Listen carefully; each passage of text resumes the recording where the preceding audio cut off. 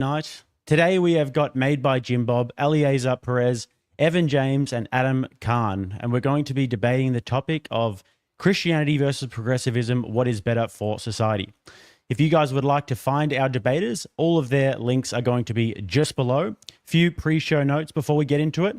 After introducing themselves, each debater will get to make an opening statement of up to 5 minutes. They don't need to take the entire 5 minutes. They can yield their time if they'd like, but they get up to 5 minutes. We will read out some super chats before getting into open dialogue after the opening statements, and the open dialogue will be about 90 minutes or so, more if we need.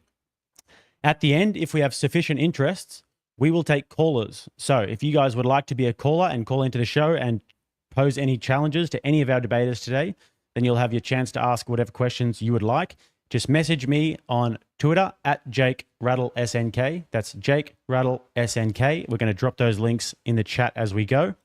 As the moderator, I will only intervene if the debaters are talking over each other too much, or if we need to get back on topic, or if we need clarification on anything as we go. At any point, the debaters can appeal to the moderator, being myself. Super chats will be put on screen as they go. Like we said, after the opening statements, we'll read out about 5 and above. And then towards the end, depending on the volume of the super chats, we will read out most likely 10 and above, but we could bring it up to 20 if there is too many of them and if we're running out of time. So guys, I'm not going to be monetizing this debate during the live, but as you know, I will need my palms greased in order to keep on doing that for your convenience. So feel free to join the grift. Finally, you guys are going to see that there's a poll up in the chat. Very important that everybody gets their votes in the poll, in the chat. What do you think is better for society? Christianity, progressivism, or undecided? And then at the end, we're going to run the exact same poll and we're going to see who was able to change more minds in today's debate. That's the idea, guys. We want to be making the most convincing arguments possible for our side to try and change the most minds. And hopefully the poll will reflect that. There is always a winner in Rattlesnake TV debate nights. So with that, ladies and gentlemen, let's let the games begin. And now, for the thousands in attendance, let's get ready to rumble!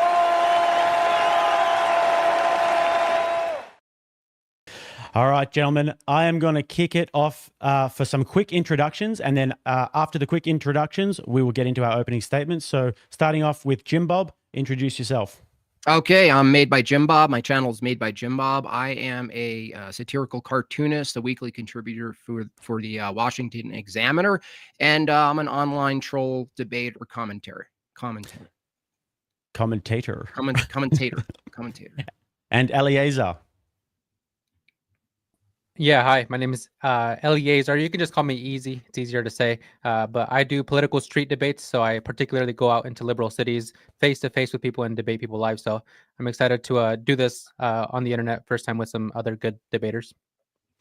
And Evan James, who's helped me coordinate the liberal side. I appreciate that, brother. Introduce yourself. Yeah, my name is Evan. I go on all social media, Evan JMEZ. I just do political and social commentary on TikTok.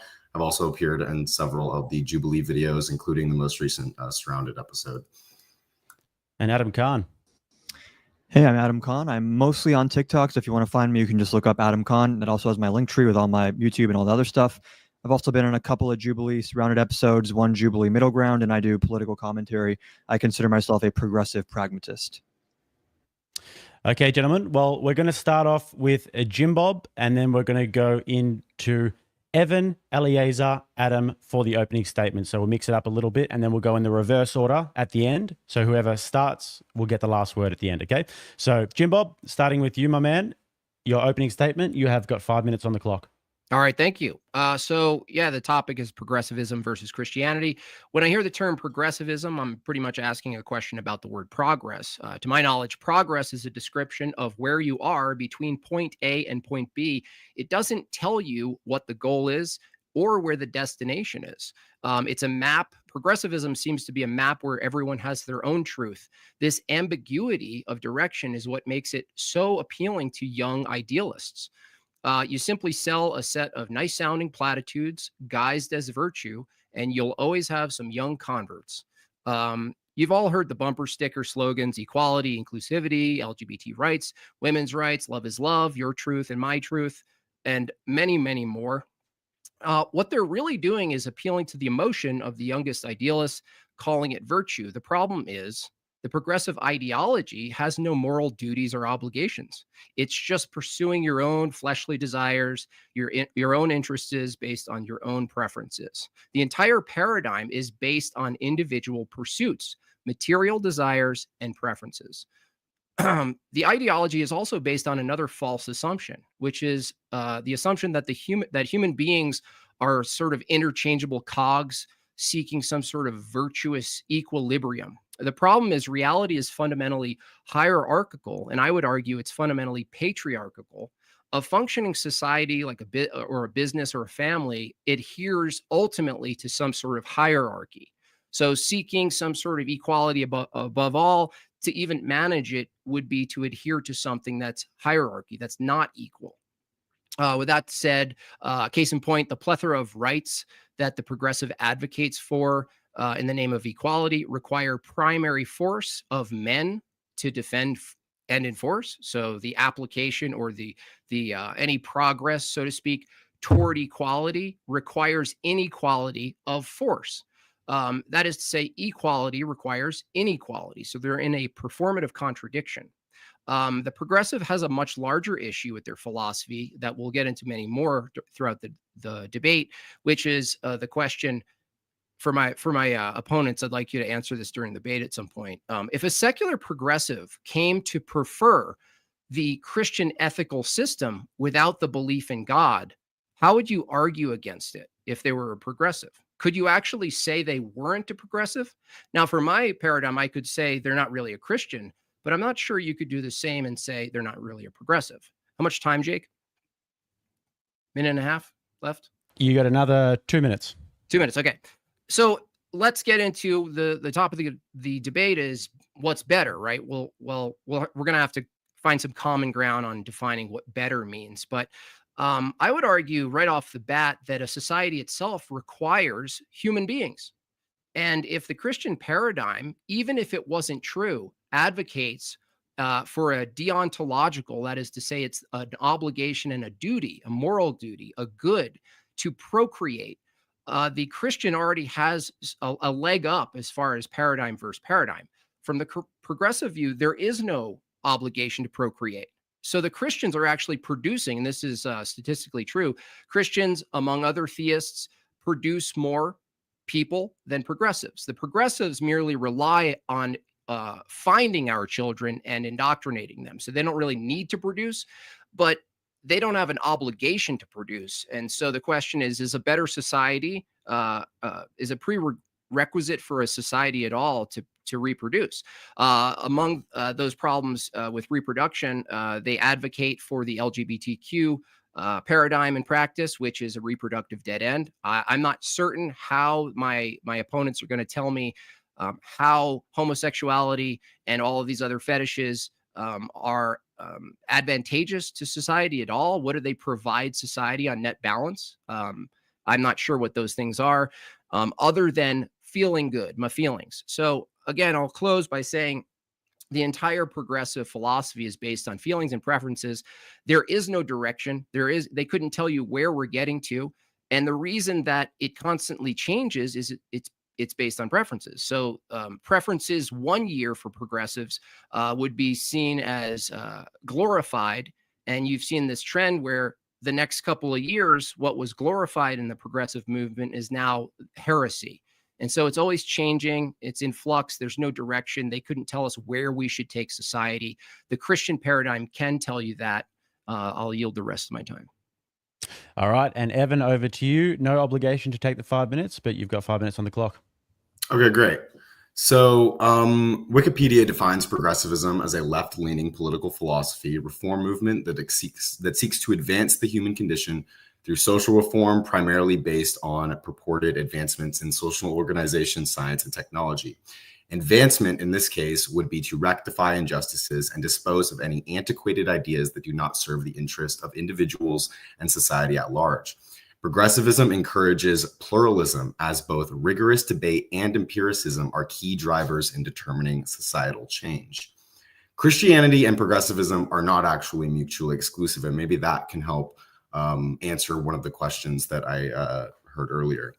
A progressive society recognizes where religion can be useful in providing individuals with purpose and building community, but similarly, progressives can also recognize religion can be used as a repressive force and as such can be harmful in those given contexts. Religions of all kinds have been used as a liberation tool by those under subjugation and as a justification bludgeon by the subjugators themselves. Progressivism fundamentally is a better philosophy and way of organizing society due to its adaptability and understanding that variation between individuals, cultures, and communities require different approaches in serving those interests. Something that Christianity cannot account for is its lack of providing outcome data in terms of how it's effectful in all societies in a universal sense. And do you want me to respond to any of the claims made, or would you prefer I just do sort of an You can overview? respond if you've got your 5 minutes on the clock, man, so you can do whatever you want with that 5 minutes. Okay. I would say that much of what we heard in terms of, for example, procreation, while yes, procreation is necessarily something that is going to be required in order to, keep a society thriving, it isn't actually clear that in implementing Christianity across a society that doesn't already have that would advance further procreation, or how Christianity can be implemented whatsoever. In terms of what another interest with that societies require to flourish is their interest in human happiness. And we see across empirical data that some of the happiest, self-reported happiest societies around us are amongst the most secular. And those ones, not coincidentally, are also some of the best at rectifying things like poverty within their own nation. And I'll yield the rest of my time. All right, Eliezer, over to you. Guys, we've got 2 more opening statements, and then we're going to read out some super chats if you want to get them in. Last chance. And also make sure to put your vote in the poll in the chat. Go on, Eliezer.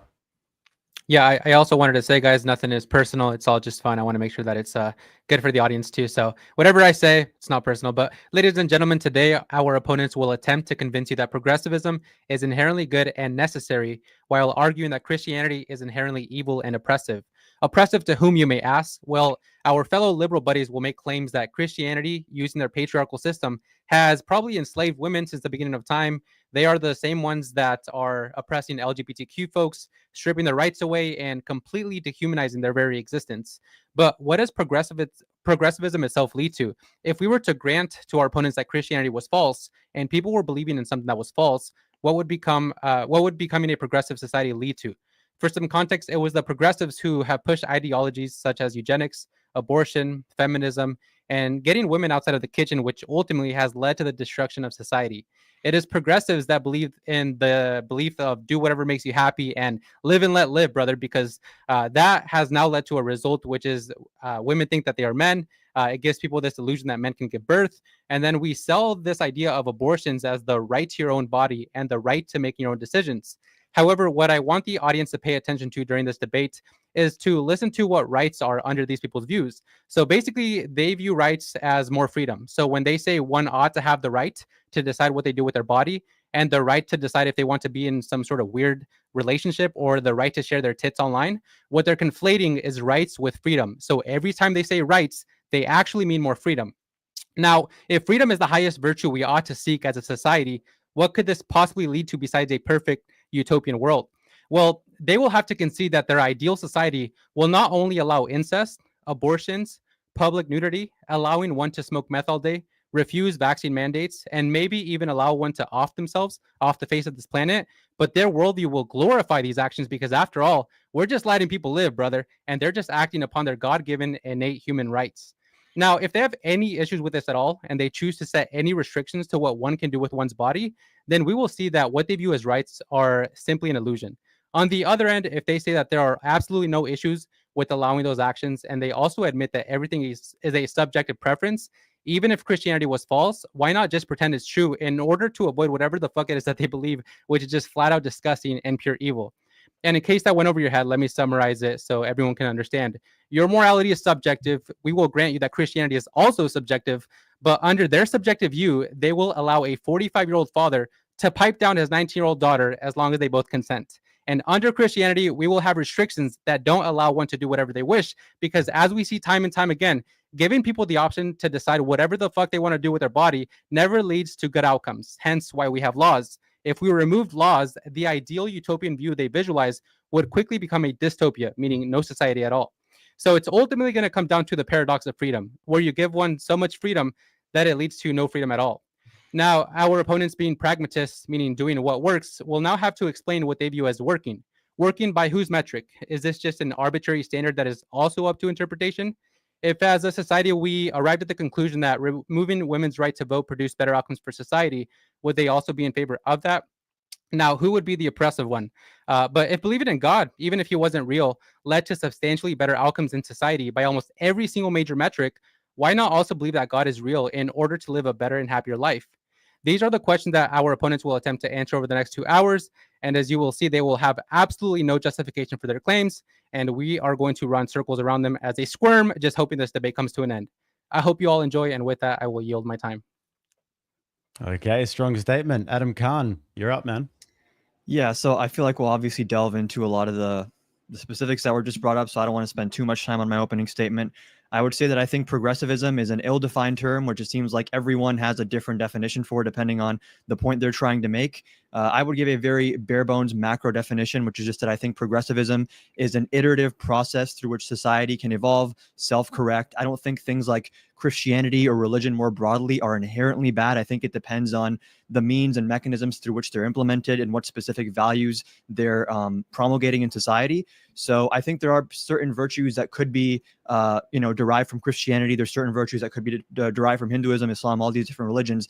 And I want to go back to what Evan said about pluralism. I think what's good about progressivism is it has a certain level of adaptability that allows you to incorporate positive aspects, positive values of different belief systems and sort of have an amalgamation of them in a society that has freedom. And I would say, I don't think freedom is necessarily the ultimate goal. And I think Jimbob asked earlier, progress towards where? I think that's a good question that is often ill-defined, which is why some people define progressivism as identitarianism or hedonism or all these different things. And I would say that's kind of a problem. I think ideally in a progressive society, you want to create circumstances such that you are fostering environments where people, through their own free decision making, choose to live virtuous lives. So I don't think it's like this arbitrary thing where just anything that comes from freedom is inherently good. I think it's a matter of equipping people with the faculties and the understanding to pursue freedom in a way that is good. There's a good way to use freedom. There's a negative way to use freedom. Freedom comes with responsibilities as well. And I would not negate that idea. I don't dispute that fact. So I think one thing we're going to have to delve into in this conversation is probably defining our terms a little bit better, because I don't even know if Evan necessarily agrees with everything I said there. And then also I would like to, if you guys are down, eventually get into like more of a practical discussion of like, how is this actually implemented? Because with such abstract, broad topics, it is kind of easy to get bogged down in semantics and like these tunnels that really lead nowhere that's productive. But I would hope we can have a good faith conversation here, because I do think that there is some value to be gleaned from this on both sides. So yeah, that's pretty much all I have to say right now. All right, cool, guys. What we're going to do is we're going to go into some cross-examination now to make sure that it's not too messy. So Eliezer and Jimbob, you guys can start with the cross-examination, and you can cross-examine the view of Evan and Adam. Before we get there, guys, I'm going to read out some super chats that we've gotten in, and then we are going to check out the polls of the initial poll results. So Jason Skull for $5 says, "Let's go, Jimbob." Jonathan Dynan for $5 says, "Wow, this should be a fun and spirited debate." Completely agree with that. And then we have got Isaac Hayes for $15 says, if your truth is true to you, what makes it true to someone else? And if your truth is so-called factual, what makes it fact and not a false claim? I think we'll definitely get into that during the debate. So, guys, the results of the initial polls is heavily in favor of Christianity. I'm sure that you guys expected to be on a wave turf today. So, 92% in favor of Christianity, 2% in favor of progressivism, and 6% undecided. So, you guys have an opportunity to change some minds today. And with that, I'm going to mute myself, and Jimbob and Eliezer, you guys can start your cross-examination. Yeah, I want to ask Adam something. That last part kind of piqued my interest. You said progressivism, the ideal is to foster an environment that allows people through their will to be virtuous, right? But you also argued that you agree with Evan, your partner, and saying that pluralism is adaptable. Well, how do you have a society with a pluralistic view of what virtues are? And after you answer that, wouldn't you advocate for a society that was more unified and cohesive with what they determined virtues were? Sure. So just to make sure I'm understanding the question, are you saying or asking, you think that having a concrete set of virtues is mutually exclusive with pluralism? No, I'm asking, the first question is, how do you determine what virtues are? And the second question is, if you were to choose, if you were to choose between, let's say one set of virtues rejected another set, would you prefer, your preferences, would you prefer the more cohesive standard for virtues than the pluralistic one? Sure. So I think my understanding of progressivism is sort of that like virtues and what is good and what is supposed to happen is something that is emergent as time passes and as these different pluralistic groups interact with each other. So I think in an ideal situation, you would have an amalgamation of different, because there's a lot of common ground in practical terms when it comes to virtues, honesty, respect. Like you can come up with a hypothetical where someone thinks that like being evil and killing people is virtuous, and that maybe gets into like very abstract territory. But I think in more practical terms, when you have a pluralist society where people from different backgrounds, different belief systems are coming together, in order to exist in a society harmoniously, they have to be able to find what that lowest common denominator is, what everyone can sort of agree upon in terms of what is the way people ought to live. Sorry to interrupt, but like if you say what's virtuous emerges out of a society can emerge, an emergent behavior could be that a dominant force uses force to take over the government and also exclude, right? Because you would agree that if isn't one way a critical path to harmonious is to excommunicate the ones who don't agree with you? Wouldn't that produce harmony? There's plenty of examples of what you're saying happening throughout history, which is why I think it depends on the time span you're talking about. And you have to look at like what happened 10 years ago versus 5 years ago. Like what is the direction in which we are moving? There's going to be peaks and valleys, but my understanding is that like as you sort of zoom out and look at which direction are we trending in on average over a very long time horizon as a species, we're arriving at a certain point, which I think is why we have largely abolished things like slavery in the West, and we've moved towards a more egalitarian society. So the question is, I'll ask it more directly. Sure. Is it virtuous then to do anything, any means possible to produce what you call harmony? Any means possible? No, because I mean, I think like there's a lot of, the way you're phrasing the question sort of like implies certain conclusions, but like, can you give me an example of like what exactly you're asking about? Well, I asked you what. Can I also ask a clarifying question? Yeah, hold on. I asked you what virtue was, and you said, well, a virtue just kind of emerges from a society. I said, if a behavior emerges from a society that has one group of dominant people, force out the ones that they call disharmony, harmony, like they just cast them out and say, you guys are incompatible.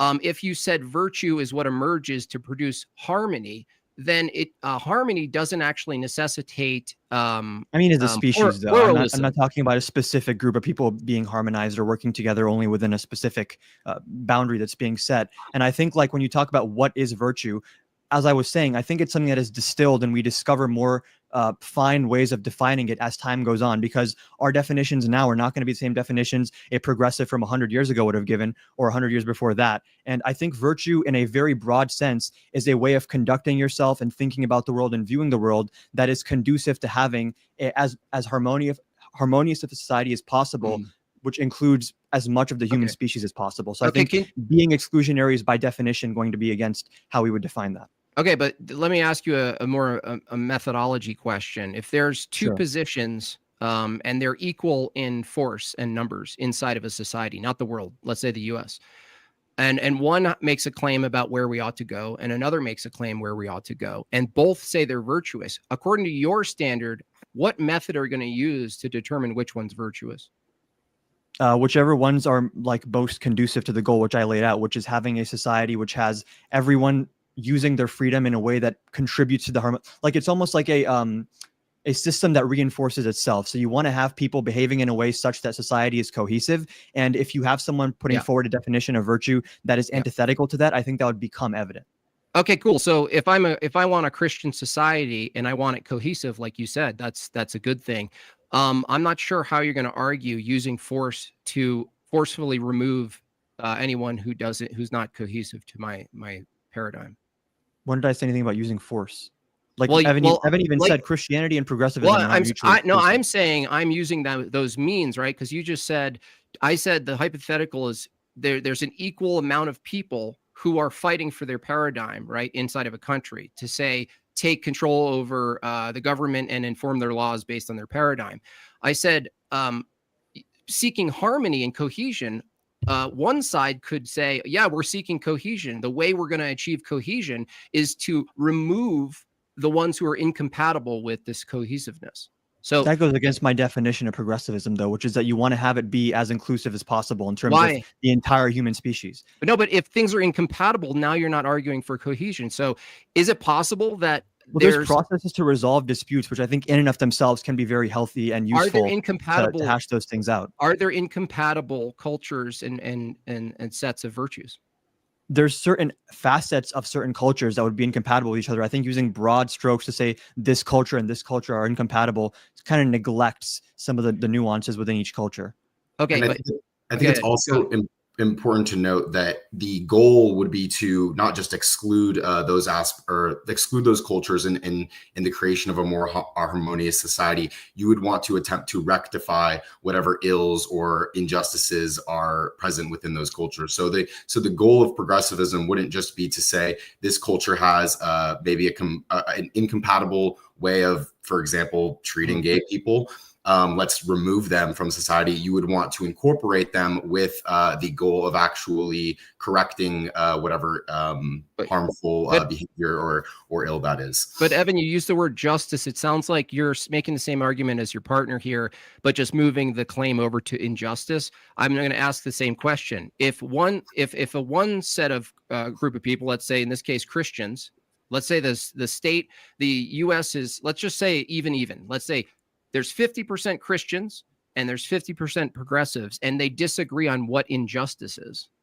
How are you gonna through the progressive lens, which is advocating for pluralism, how are you going to reconcile that kind of difference if fundamentally the Christian disagrees with your definition, Adam, of virtue, and Evan, your definition of injustice?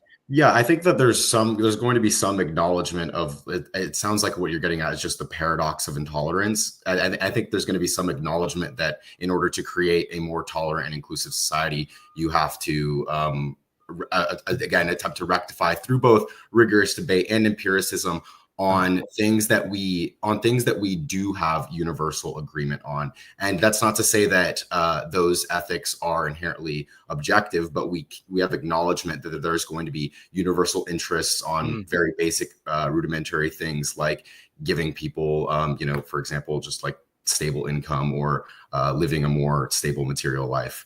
So what if there's a part of the society that's fighting for their system of justice, and they think it's justified for them to be nude and indecent in public? That means masturbating, let's say, more specifically in public.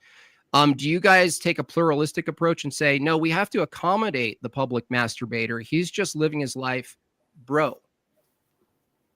No, like I said earlier, I don't think just anything that is done with the use of freedom is inherently good in and of itself. It depends to what ends it's being done, why it's being done, and how it impacts. Like, would you I want to add to what Evan was saying. When there's an overlap between groups that differ, you want to focus on that overlap, use that overlap as the foundation, and then anything that threatens that overlap and threatens the cohesion and their harmoniousness should be viewed as something that you want to try to. Would you interrupt? Would you interrupt and intervene on the harmoniousness of a public masturbator? Yes, if it's because I would say that public masturbation is going to be harmful To who? to, for example, children. How? Because it may encourage, for example, children to interact sexually with other adults, and that leads to exploitative practices. Do you believe in teaching kids sexual education that's highly detailed through books? I mean, it's going to be, the devil's going to be in the details in terms of. Do you believe in teaching children about masturbation? Depends on what age. Like I'd say around middle school is when you normally. So are you okay with a public or masturbator? Hold on. I think the way you okay teach with them is pretty important, right? Are you okay with a public masturbator then, as long as it was in front of the age that you mentioned? No, I don't think showing masturbation. Yeah, in a book, it's teaching. It's in a book or some guy in it's a form of education. What's the difference between a guy? He just call himself a teacher. In which they're being not all presented and forms perceived. What if you just call him a teacher?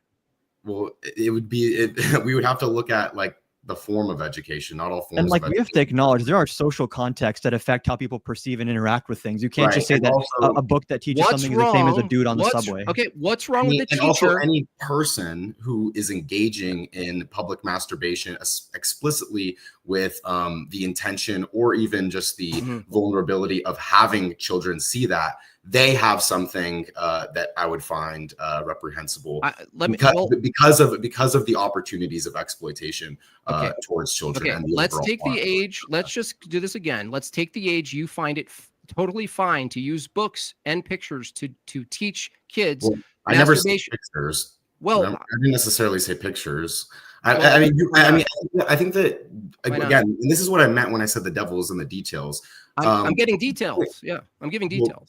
Okay, then what exactly do these books say, and what exactly have you seen some of the books in some of the libraries and classes that teach explicitly through photographs, through illustration, teach kids how to masturbate, how to perform sodomy, and more, right?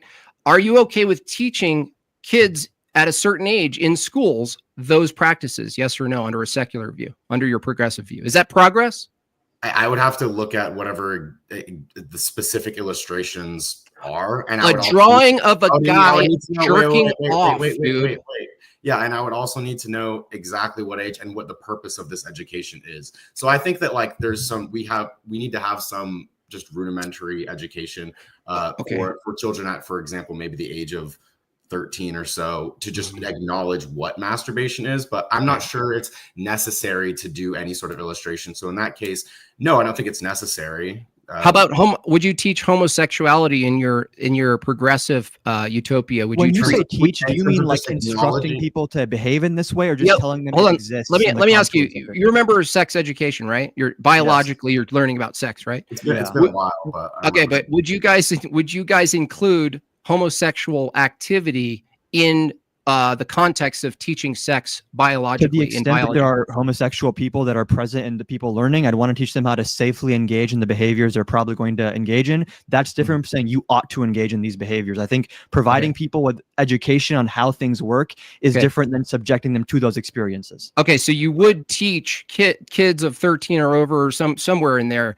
how to properly and safely put a penis in a butthole. Is that what you're saying? If they're going to engage in it regardless, I would rather have them do it in a way that is somewhat safe rather than just willy-nilly based on the internet or something. Okay. Right. So if, for example, if it just includes the education that, hey, wearing condoms can protect you from things like STDs, and we see a reduction of STDs because of education implementation like that, then yes. So teaching, from a Christian. Wait. And I think it's important to so it's reducing good. Reducing disease good, right? What you are inferring, right, is that the absence of this education would lead to, for example, less overall engagement of this behavior, but you haven't actually demonstrated that. And generally, we do see that societies with comprehensive sex education and economic, for example, access to effective contraception are going to have less STDs. So do you think it's a good thing to reduce sexually transmitted diseases, though?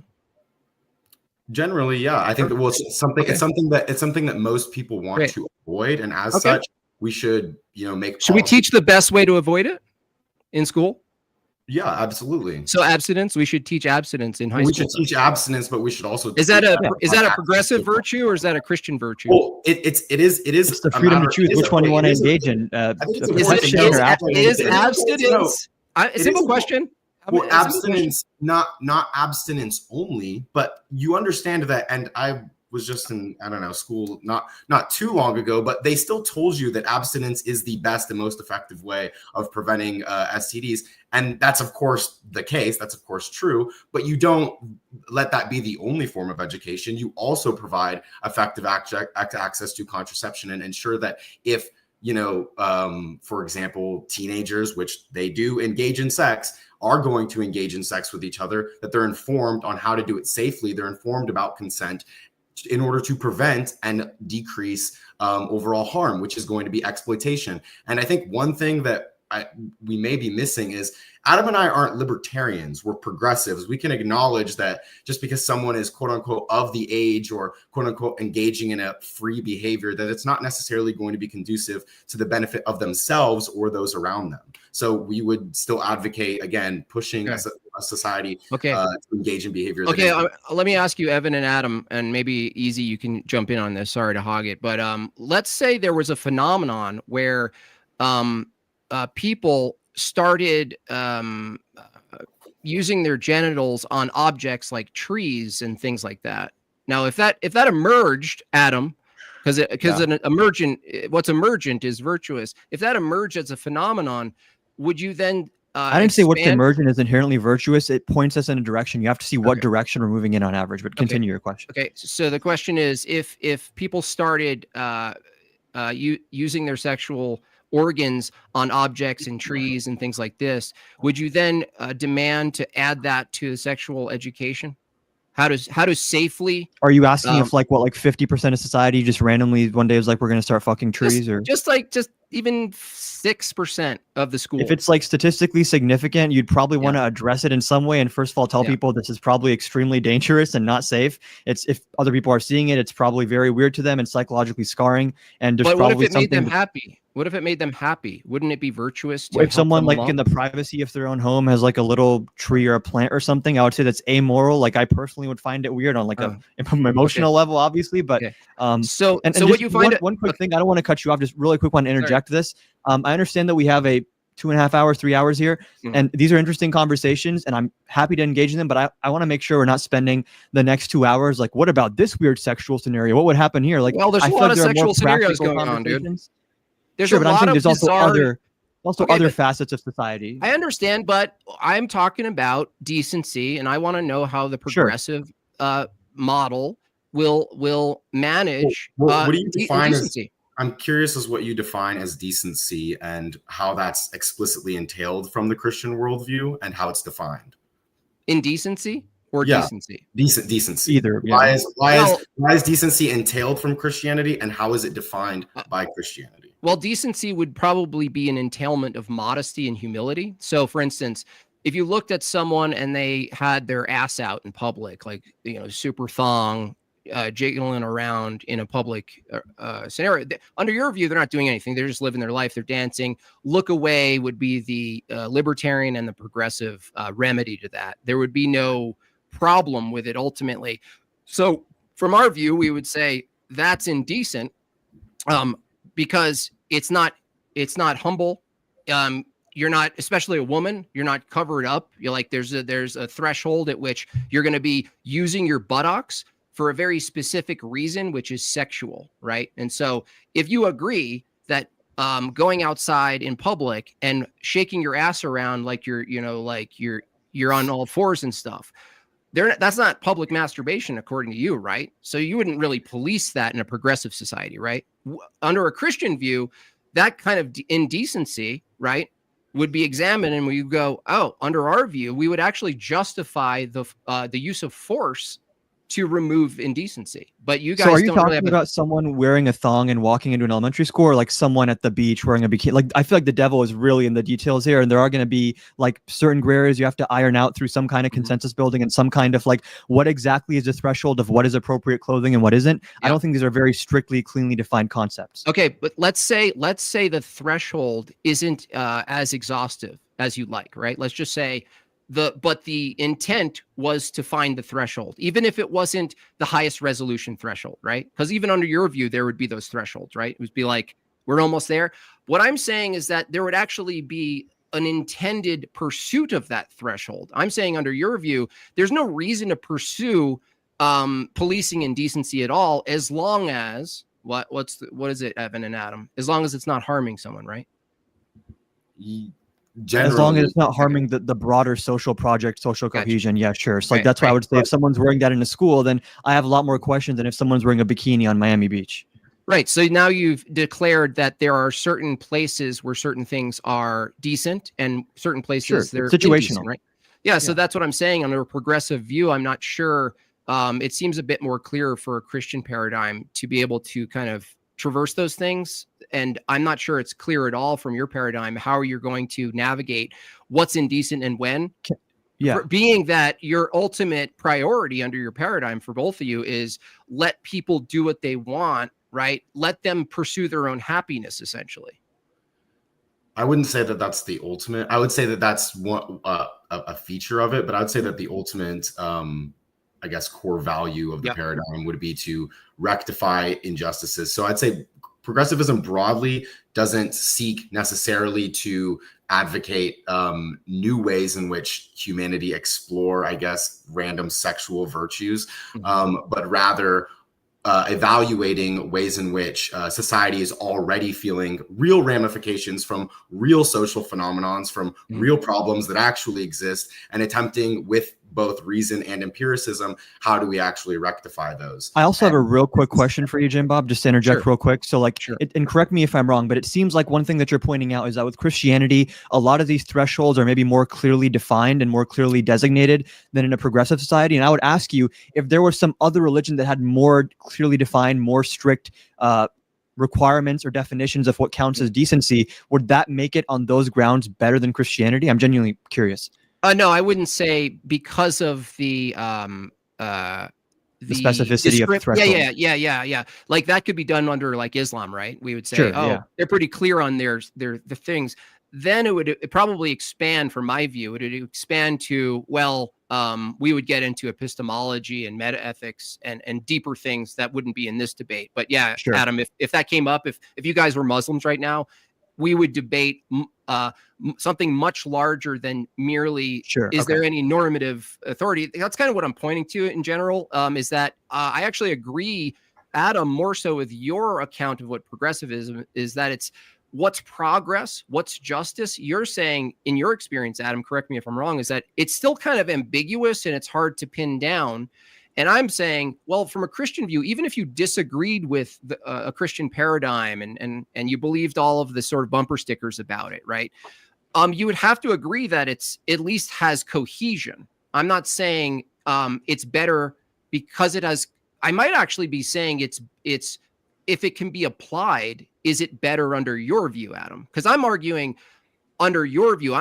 Me and Easy are granting the secular view here, or if you let me use that term, progressive view, we're granting that, and we're saying, okay, well, isn't it true under your view that Christianity is still more cohesive, that it's clearer in its normative position and how to So I would say cohesion is necessary, but not sufficient, because you can have cohesion, but also exclusion, I think, is going to be a much bigger issue with Christianity that does not necessarily exist to the same extent with progressivism. I would admit fully, I think if we're having a good faith discussion, that yes, when it comes to progressivism, there is probably more ambiguity and more of like learning as you go. But I think that is a sign of humility and honesty with how these things work. And I think, like, sure, it's true that with a preordained system of values and ethics with Christianity that are very hyper specifically defined, or Islam or anything else, you might have more concrete parameters to judge it based on. But I think the concreteness is not sufficient to say this is a better system than something that's maybe a little more ambiguous and you have to figure it out over time. But what you would at least say, sorry, one more question, Easy. Sorry. Would you at least concede that cohesion would actually be a necessary precondition if it were to be better?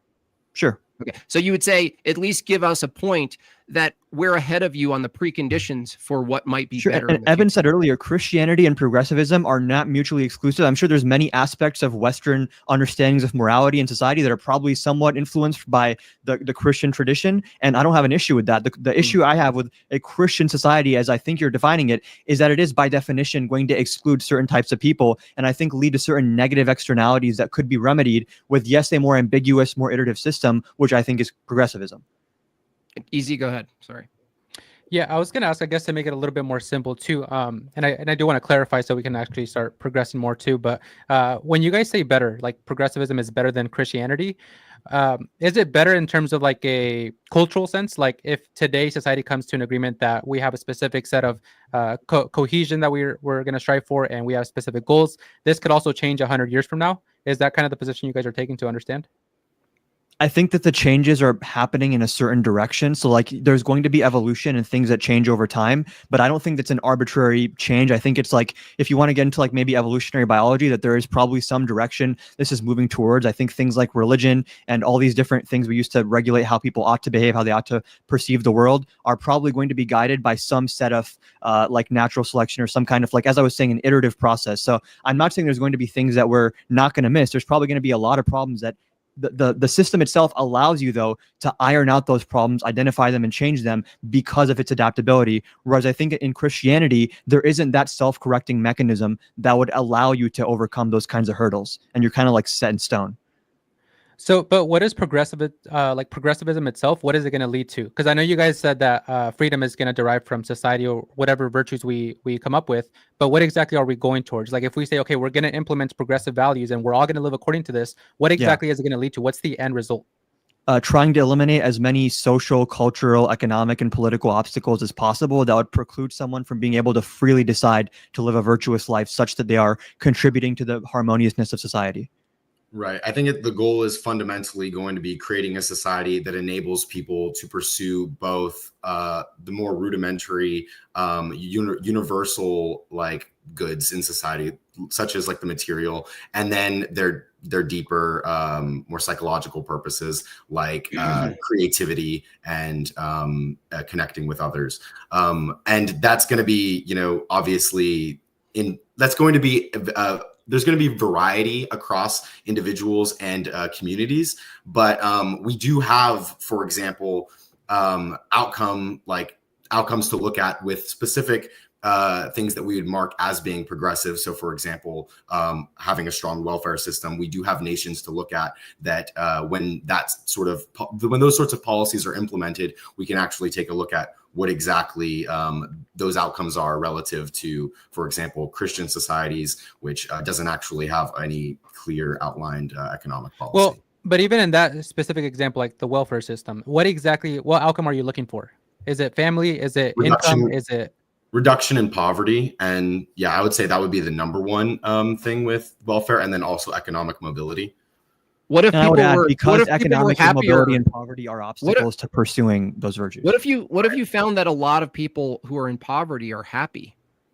Would you infringe on them and give them money, or I'm not forced to accept anything? I mean, well then, you'd have to say, okay, but if it's the case that in many countries the poorest people actually, through their adoption, I should say, of religion, even if it wasn't Christianity, if they're happy, right, with that, even though they're poor, what would your prescription for that be? Are they happy as a function of their poverty, or are they happy in despite of their poverty? Because I think that's the deeper question. And if you're saying they're happy as a function of their poverty, theoretically, yes, if people are happy because they're poor, then I guess it would make sense. Well, you're saying that's not obviously the case. Yeah, but then why solve poverty then, from your view, then, if it's not to increase happiness?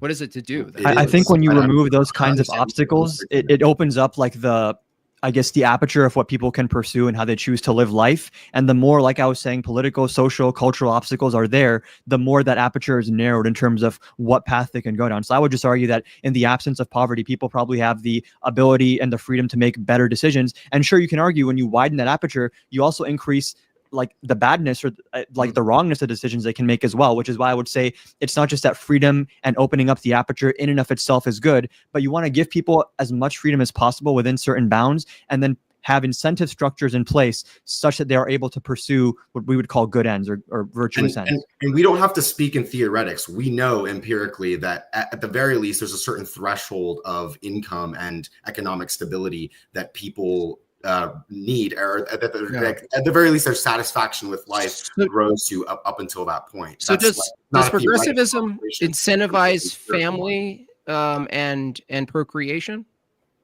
If that enables people to live a more fulfilling life, then sure.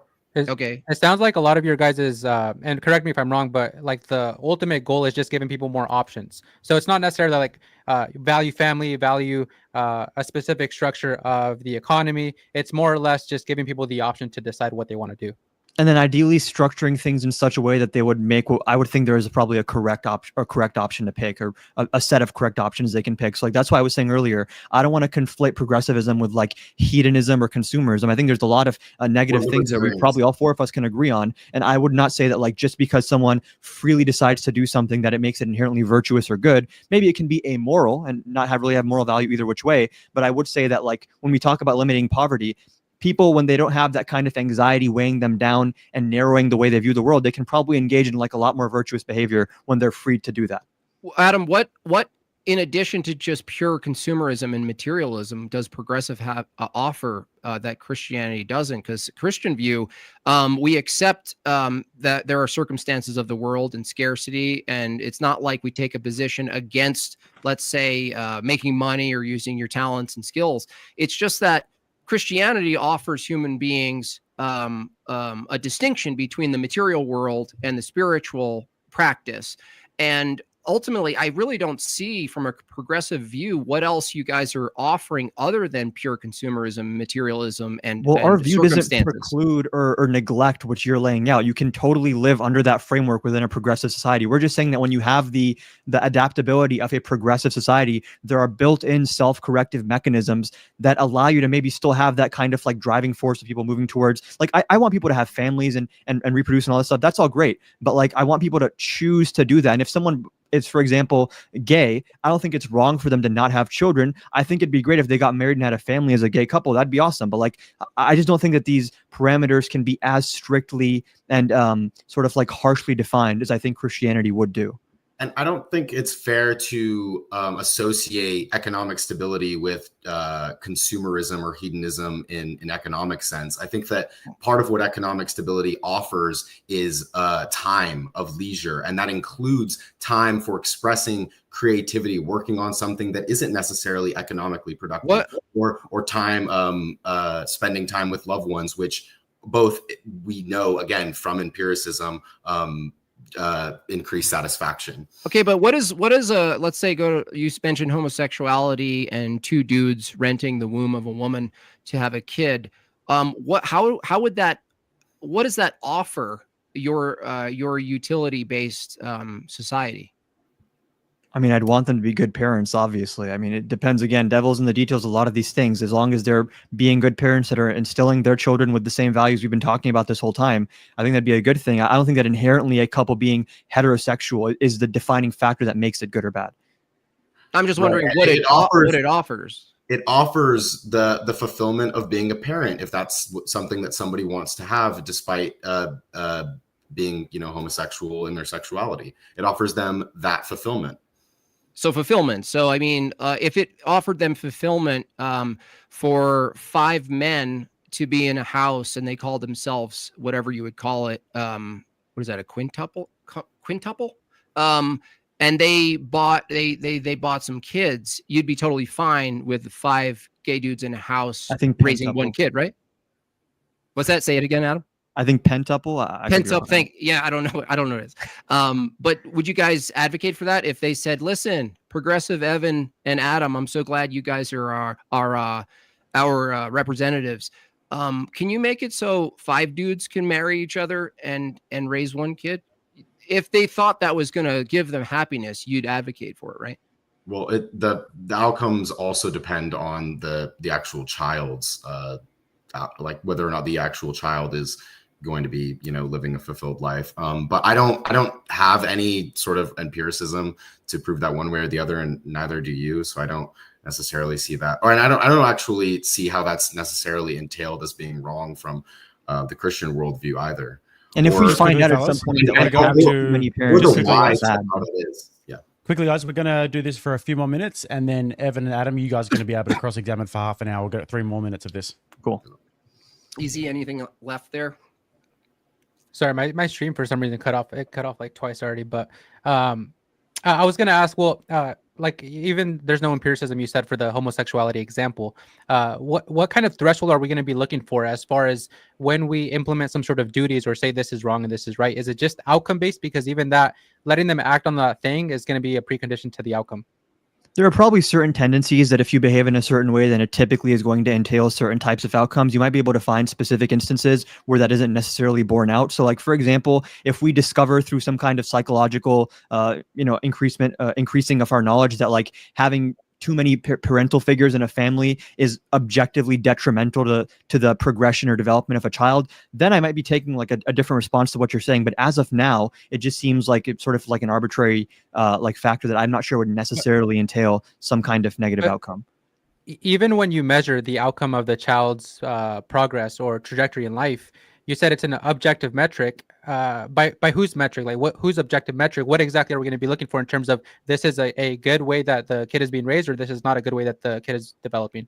They're behaving in a way that perpetuates the type of harmonious system we would want to keep upheld. So like I said, I do believe there are certain things that are virtue, certain things that people, certain ways people ought to view the world and ought to conduct themselves. I don't think everything is just, like Evan said, we're not libertarians. And I think in the cases where, and this is important just as a clarification, in the cases in which there are going to be nuances to what exactly the pros and cons are of specific outcomes. So like this happens in policy all the time. We know that some economic policies may have externalities, but it's a matter of weighing out the pros and the cons. The method through which and determining what exactly the decisions are going to be made is going to be through that process of rigorous debate and reason and empiricism, which is why progressivism encourages pluralism. Okay, but you guys, just to make sure I understand though, you guys said that there's got to be some sort of cohesion and a social norm that we are to uphold. Is that correct? Sure. Okay, and then if there's like a specific, like a small percentage of individuals that want to come in and disrupt the entire flow of how society ought to behave because there's cohesion in it, we probably shouldn't allow that, correct? Depends on how you mean exactly, like what specifically you mean by that. But like I said, we want to push people to choose to not behave in that way as best as we can. If people, despite all of those incentives, are still deciding to act in that way. No, he's asking a more direct question. Obviously, this will be the last one, but I'll rephrase it for you. Let's say from whatever metric you have, which I still don't know what it is, how you know you've obtained harmony, right? Let's say you've reached peak harmony. Easy saying, let's say a cluster of people come in, they're in the society and they start disrupting what you, by your metrics, say is harmony. We're asking, how could you argue from your own position to exclude them? Because now they're pursuing your paradigm inside your paradigm. They're just doing what you're saying. They're creating harmony for themselves, and it requires. Exclusive. I actually think that in a way it may be that. So I guess it really depends on the specific example and what you mean by disruption. But I would use something, for example, like the existence of trans people as an example of this, where disruption can actually encourage, for example, I guess, progressive, rigorous debate, because there is a small group of people that are disrupting something that normally we understood as being these rigid, strict gender norms, and the society around them, through their disruption, has adapted to incorporate them and also change its own. You mean force us to lie? You mean force us to lie by disruption? No, it's not a lie, and unless you actually have a substantive unless you actually believe that like trans people are substantively lying about their identity rather than just your semantic misunderstanding. No, I'm saying you can't offer a referent for what a trans person is. Therefore, forcing other people to refer to something there's no referent for is forcing them to lie. Can you clarify? When you say forcing, do you mean like by the government, or that there's like some kind of cultural or social pressure? like, yeah, social pressure. For instance, the government is included. By the way, there are schools in the state that I'm in that compels the teacher to affirm a position that a child takes about their own identity, and they're forced to affirm it. Otherwise, they could be sued or fired. That's coercive, forcing the person whose identity, let's say Christian, forcing them to lie. Is that disharmony or harmony? So I can't speak to the specific example you just gave, so I don't want to delve into that too much. But I would say like anything that is against the general principles of the First Amendment, I would not be in favor of that, because I think that there are, like Evan was saying, like there's costs and benefits to all this stuff, and you're going to have to absorb some kind of cost to move in a direction that we think is socially harmonious. And I want to add one more thing you said earlier, like you don't know what exactly we mean when we talk about like progress and movement. And this might be sort of like a abstract way to illustrate this, but I think it's helpful if anyone here knows like mathematics. You guys know what an asymptote is? An asymptote is like it's like a function that's like always approaching a certain number, but it never fully gets there. Like as you zoom in more and more, there's always going to be like there's some no gap. one, it's always 99. Like there's like a tendency towards a certain discrete value, but it's never going to actually be reached. You just decrease like the level of the delta, I guess, between where you are and where you want to be. Yeah, but that's disanalogous, Adam, because even in that example, the target of what you're reaching. We're saying you don't even have the target. But we know that there is a target, I guess, is what I'm saying. We know there's a target. Move this on. We know Never what a target. Okay. Never there is a target. And it becomes more apparent what that is as we decrease that delta. We can narrow the aperture of what we're considering as the target. Yeah, I get it. Never a good time to do this, guys, but you fellas are going to need your half an hour as well. So I'm just going to read out some super chats. Guys, if you want to go to the toilet or do anything right now, then do that, because I'm going to do this for a minute or so. Just turn your cameras off and go to the toilet if you need to. I see Easy's already emptied the bladder, which is good. So first of all, we have got Rabid Player says harmony can carry a subjective definition. This is why a book like the Bible exists, to clarify the gray areas that present themselves in topics like this. Justin Henley for $10 says your side appeals to change, which means it cannot be objective. Objective truth of morality would be unchanging. Example: what is the objective moral age of consent and or voting or alcohol? Do you guys have an answer for that? What the objective age of consent for voting or alcohol is? No, I don't think that there's an objective moral age of consent. I think that we've generally understood, though, that around the age of 18 is when you have enough cognitive function to consent to things that, I guess, impact you on a more substantive basis. But by the way, that doesn't necessarily mean that consenting to something alone makes it morally virtuous or even non-exploitative. I think that consent can still happen. That's why, for example, like groomers exist. And I push back on, like, for example, red pillars who believe that like older men should date like 19-year-old women and, oh, it's of age. This is more of just like a legal question. And I think that the age of consent, again, is going to be centered around when do we want to make it at the very least legally? That way the state doesn't have an interest in getting involved. Okay. Justin Henley again for $10 says follow up: if you named any specific ages or biological statuses, then that is fixed. There's no progress needed. It's done. And the Barron experience for $10 says liberalism / progressive ideology is just poison to any society. So we have got half an hour on the clock. Evan, Adam, whatever you guys want to go into whatsoever, politics, culture, whatever that may be, you guys can go for it. Okay, so Evan, you want to go first? Yeah, I'm curious as to I think that one of the issues I have with the framing around Christianity is there's this indignation that it's more objective, and maybe it may be more concise than progressivism, but I think that the objectivity is dubious, as it's fundamentally going to be based on interpretation. And one of the questions that you relate to us is who exactly is making the determination on what is considered progress, etc. But I can ask the exact same question: who is exactly responsible for interpreting the text, whether it be in the Bible or any of the various other books within Protestant Christianity? Well, this is how does that process work? Got you. This is an epistemic question, but the debate isn't about how do you know something's objective or true. The question is, if we all prefer whatever, pick any denomination of Christianity. If we preferred to gather around that denomination, use force to dominate the the government and inform policy based on whatever that arbitrary choice was.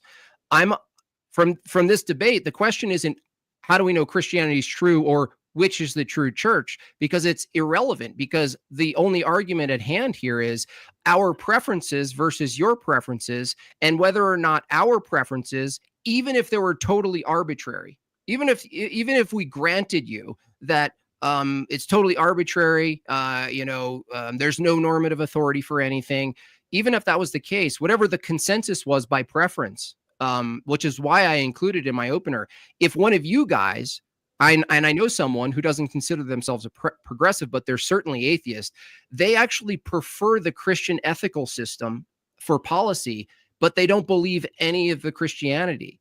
So it's like your hypothetical is an epistemic question about the consistency of Christianity, but the consistency of Christianity epistemically is irrelevant to the dominant, whatever the dominant view was. If it came into power, you guys couldn't really argue against it from a progressive view. Why? Because it's preference leading. It's just whoever wins.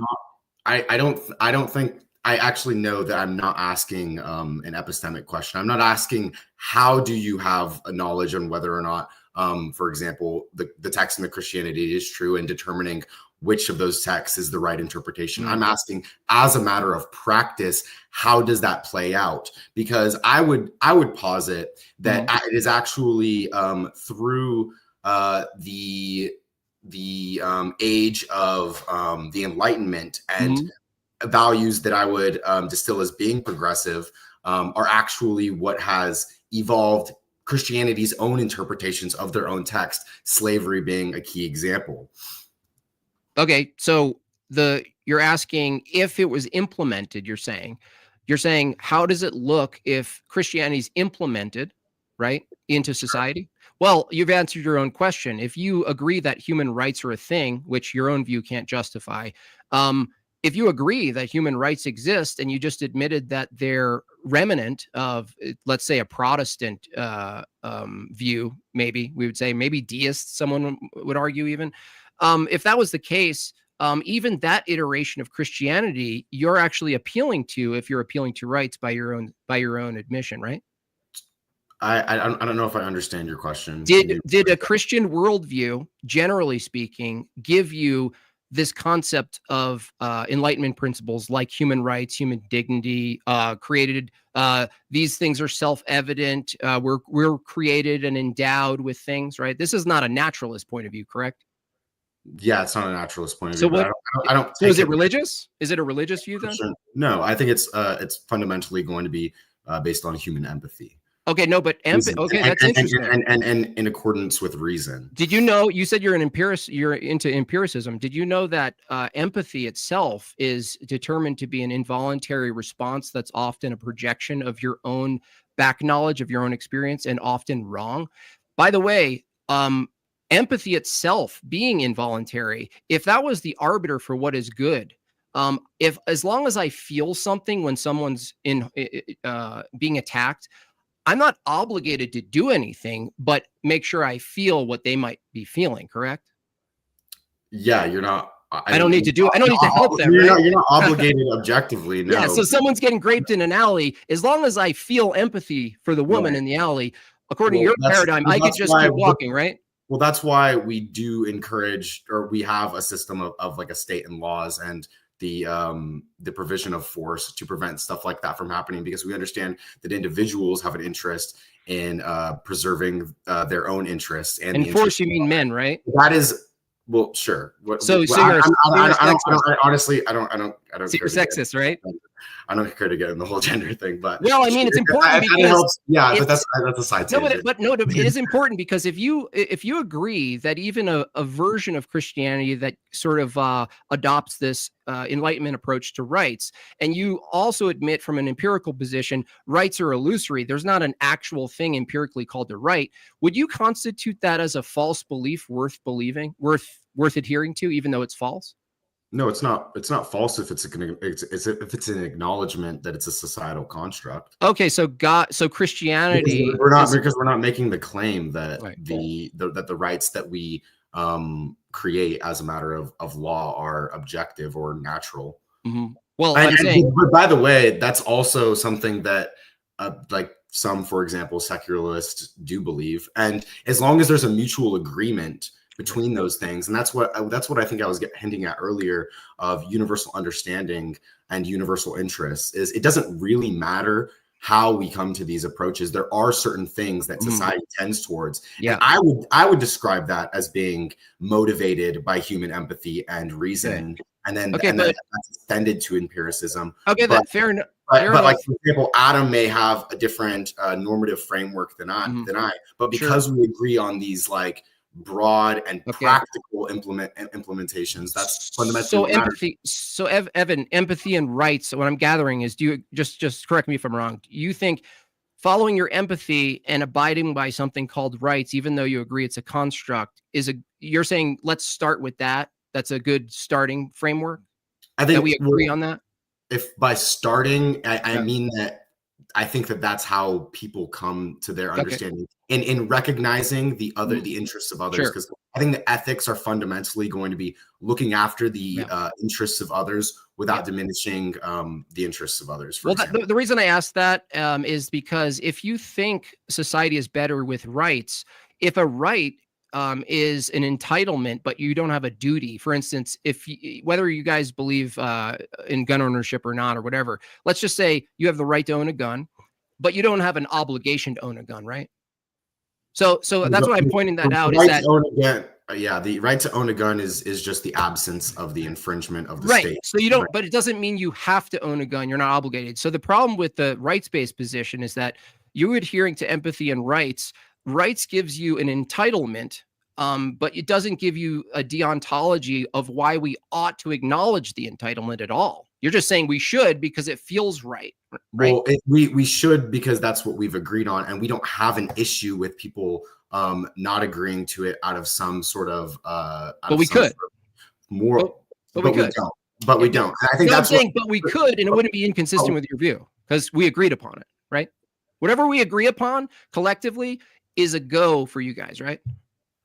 No, not necessarily. If it's not to the detriment, if it's not to the detriment, or if it's to the detriment of others. If by you mean everybody, and by everybody you literally mean everybody, then sure. If it advances human flourishment, and that's why we were mentioning earlier that it's not necessarily incompatible with Christianity. Theoretically, theoretically, you could have a Christian progressive society. And that's what I was hinting at earlier, in that you're in the ways in which Christians in practice have interpreted their own text and advanced their own ideology has actually been through the Enlightenment values that progressivism is centered around. Say that again?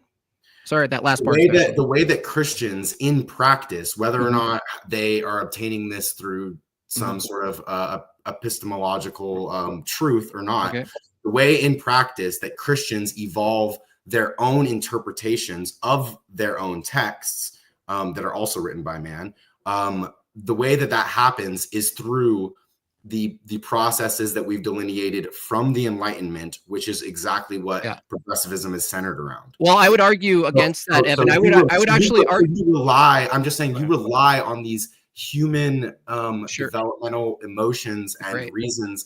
Okay. Christian societies do that. I got you. I understand what you're saying, and I would agree with you, but you're actually talking about progressive Christianity, like heterodox, basically. So I would grant you your description is accurate, but you're giving yourself a lot of liberty by saying anyone who claims to be Christian and abides by a classical liberal approach or an Enlightenment approach is Christian, and they've evolved it, right? I would reject that. I would say, no, that's actually a mistake. This is why, Evan, I just want to give you a distinction from a Christian paradigm. Do you think there's a difference between rights and duties? I think that, well, yeah, I would say that there's I interpret rights as being strictly societal. So if Christians, if suddenly tomorrow you push the button and there were no rights at all, would Christians still have duties? According to their worldview, or like or like objectively speaking? Their worldview. If you took away rights as a concept, would they still have duties? Like, for instance, if you removed all rights, all the Bill of Rights was gone tomorrow. Ben Shapiro's pissing his pants, right? He's pissing his little diapers. Okay. By the way, I despise that guy. So let's say that happens, right? And all of the constitutionalist right-wing people are just losing their shit. I'm saying Christians, the ones who are practicing, they would still be able to, they would still practice their duties. For instance, they would still have the duty to procreate, to be the mini priest of their house, to participate in sacraments, to pray. These things don't go away from a Christian view, even if you remove the Enlightenment. I'll just grant you that the Enlightenment has had an effect on what we would now call progressive Christianity. But Evan and Adam, I would just as well swap you guys for a proponent of those that Christian view as well for the next debate. So it's not really saying much, but I kind of get where you're trying to go with it. Is that you're trying to say that, well, look what the Enlightenment has done for Christianity. See how they adapted? And I would say, I just wouldn't grant that that was a good, I think that was a mistake, honestly. It led to feminism. It led to feminism. Sure, but you would grant some things that were adapted from the Enlightenment, like the abolition of slavery, and the Christians who justified their abolitionist ideology, sure, based on principles. Yes, I'm just saying you wouldn't make a broad sweeping brush. Sure, Evan, obviously, yeah. Okay, can you come to the correct conclusion from the wrong reasoning ultimately? Yeah, of course. Okay, so I would just put that in that category. I would be like, yeah, they abolishing slavery, right? Elevating other human beings to the status of image bearers of God, right? Equal from that view under God. Sure, but the problem is there's a lot more entailed in the Enlightenment that caused a disaster for modern, what I would call modern Christianity. One, and most importantly, that you guys would advocate for, I think it's a complete disaster regardless of the worldview. Feminism is the worst thing for society that we've seen in the last 100 years. The worst thing. So why? But that's progressive, right? That's progressive. Why is it that Christians? It took the Enlightenment to come around on things like abolishing slavery, and they weren't able to decipher that from their own texts. If Christianity in and of itself, in its practice, is more beneficial for society, why did it take these things like human rights, which was deciphered out of the Enlightenment, to actually teach Christians, or rather help them reinterpret their own text? Doesn't that question presuppose that it wouldn't have happened without that? I would have to grant you your presupposition. I'm sure. Okay, sure. Well, let me just ask, why didn't it happen through their own interpretation then? I think perhaps modernity. I think that maybe historically, when these philosophers started crafting these ideas for the Enlightenment, that whole project was pointing toward individualism specifically. The problem I have with it isn't obviously the abolition of slavery, but could you see that it went completely in the other direction toward pure individualism? And if that's the case, it's possible. Like, for instance, let's take Martin Luther King Jr. as a perfect example. There's this lawful segregation, right? And everyone's going, what the hell's going on? But if you study it, even under such law, the Black communities were in churches. They were learning to read. They were catching up very quickly. They had their own businesses. They had a lot of their own transportation. They basically had their own culture. And could you see that fixing one thing that you find unjust can actually cause a rubber band effect into the complete other polar opposite, which is, I have a practical question in that vein, sort of like addressing what you're talking about. I'm going to presume that both you guys are against slavery, like broadly speaking, I'm guessing. Well, okay. Unless you consider, unless you can make a meaningful distinction between chattel slavery, to be specific. Prison and slavery. Can you? Sure. I'm talking specifically about like chattel slavery as it existed in the U.S. I'm guessing you guys are both against that. And at the time, there were abolitionists who used Christianity as their justification. And there was also pro-slavery people who might have used Christianity as their justification.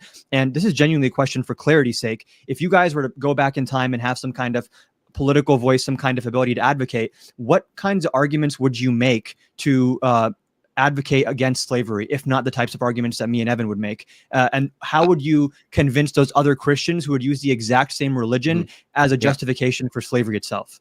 I'd use the metaphysical distinction of made in God's image.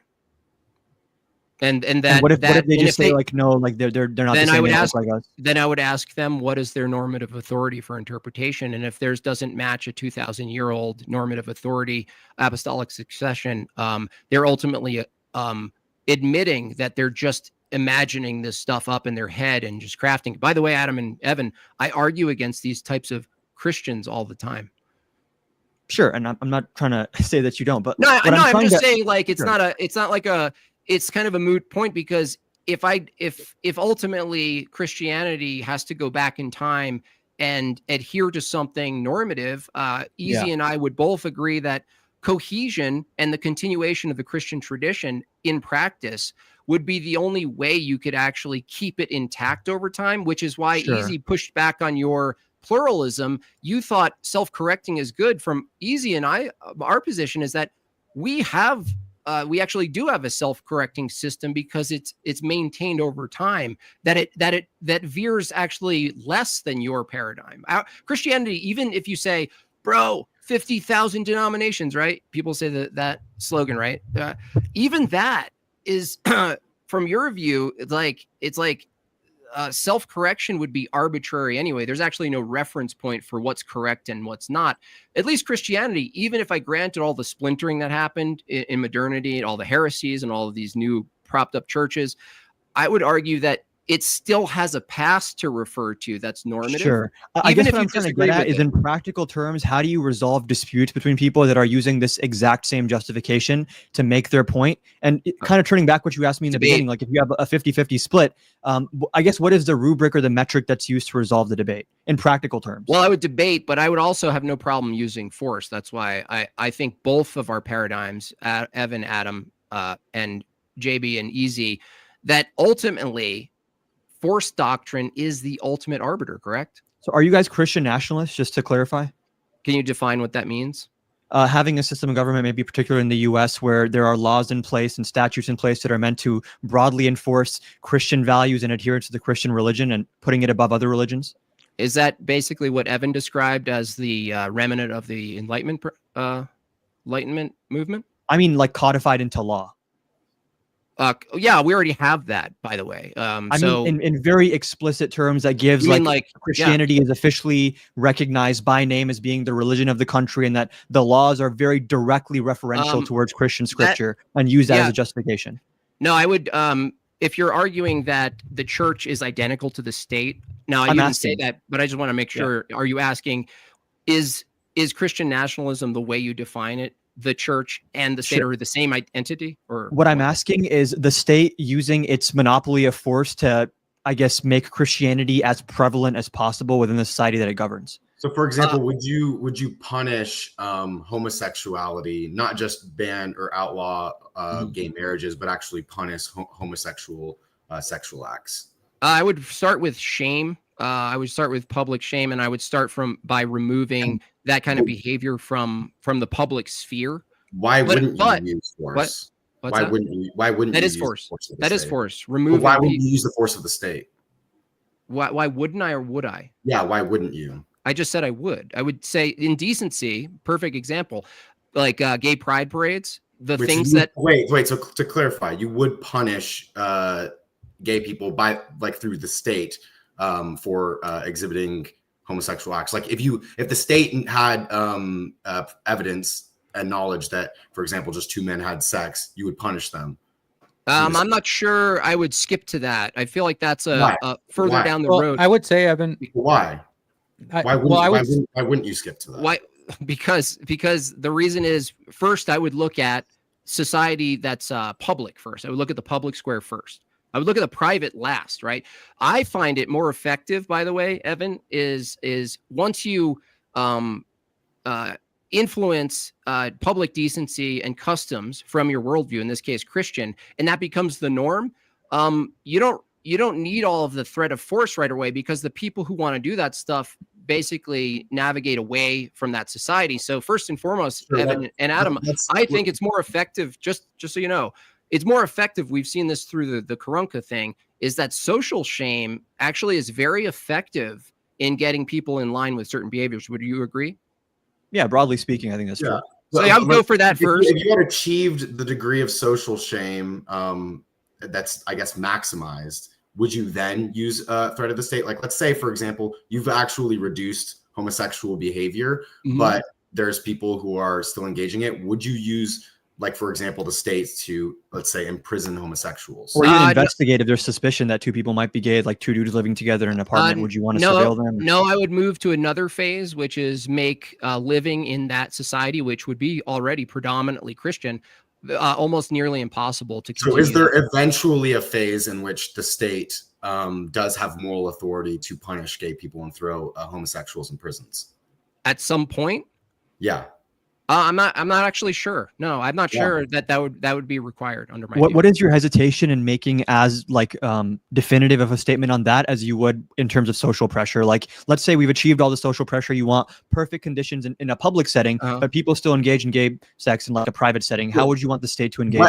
I'm also curious why you wouldn't use the state. Do you think that the state's invasion of their private life is inherently wrong? Because it seems clear to me that if it's in accordance with your Christian values or the values of Christianity, it wouldn't inherently be wrong unless you believe in something like individual rights and the interests and the protections against the state. But if that's not the case, then I don't know what you're appealing to. Well, the thing is, I would be more likely to have a system that basically offered healing for them first and foremost. Sure. Punishment. But the question is fundamentally. Punishment. Hold on. Fundamentally, you're asking about punishment. If all other avenues have been exhausted, do you see it as morally wrong for the state to, let's say, throw homosexuals in prison or punish homosexuals by law? Just if they found out that they were living somewhere and doing these things? Yeah. Right. And all other avenues have been exhausted. That you couldn't stop them? No, I would excommunicate them. I wouldn't even need to throw them in jail. Under my paradigm, I would just excommunicate mean? I would just like a country. Well, you don't need to jail them to get them out of your town, do you? Sure, but why I'm asking you, what does that mean practically? Like kick them out of the country? Deportation, revocation of citizenship. Yeah. Well, what are you talking about at a federal level or at a town level? I mean, what are we talking about? Either way, but through the use of the state. So this could be state. Let's say state or local because they tend to do criminal stuff. No, I wouldn't put a strict threshold on the use of force. Now, the case by case, it would have to be examined. And I just want to let you know that the distinction between the church and the state would maintain that they would work together. And so something like that could actually be, I'm not sure. I don't know what it would look like that all avenues are you tried everything else, because from my view, the work of Christianity changes people. So if all avenues haven't been exhausted, but let's say like the country to the north of us, they're also a Christian nation and they decide to do that, and they exhausted maybe a fair amount of avenues, would you see it as as something wrong for them to do that? Or even undesirable or not optimal? Would you see it as wrong for I don't think it'd be optimal. I would take Adam's approach. I would try to find. But you don't find it morally wrong for the states to imprison homosexuals for engaging in gay behavior. You don't find that morally wrong or ethically wrong? No, not necessarily. No. And to be clear, like this is not a gotcha question. I think what we're trying to get at. Wait, hold on. Under a progressive view, do you? Yes. Do we what? Why is it wrong if it's just a preference, though? Well, how are your preferences wrong? It's wrong for the state to, because it works against the interest of the gay individual. No, it works against no. Listen to what you just said. You just said it works against the interest of the individual in a society that mostly is. Hold on a second, dude. No, hold on a second.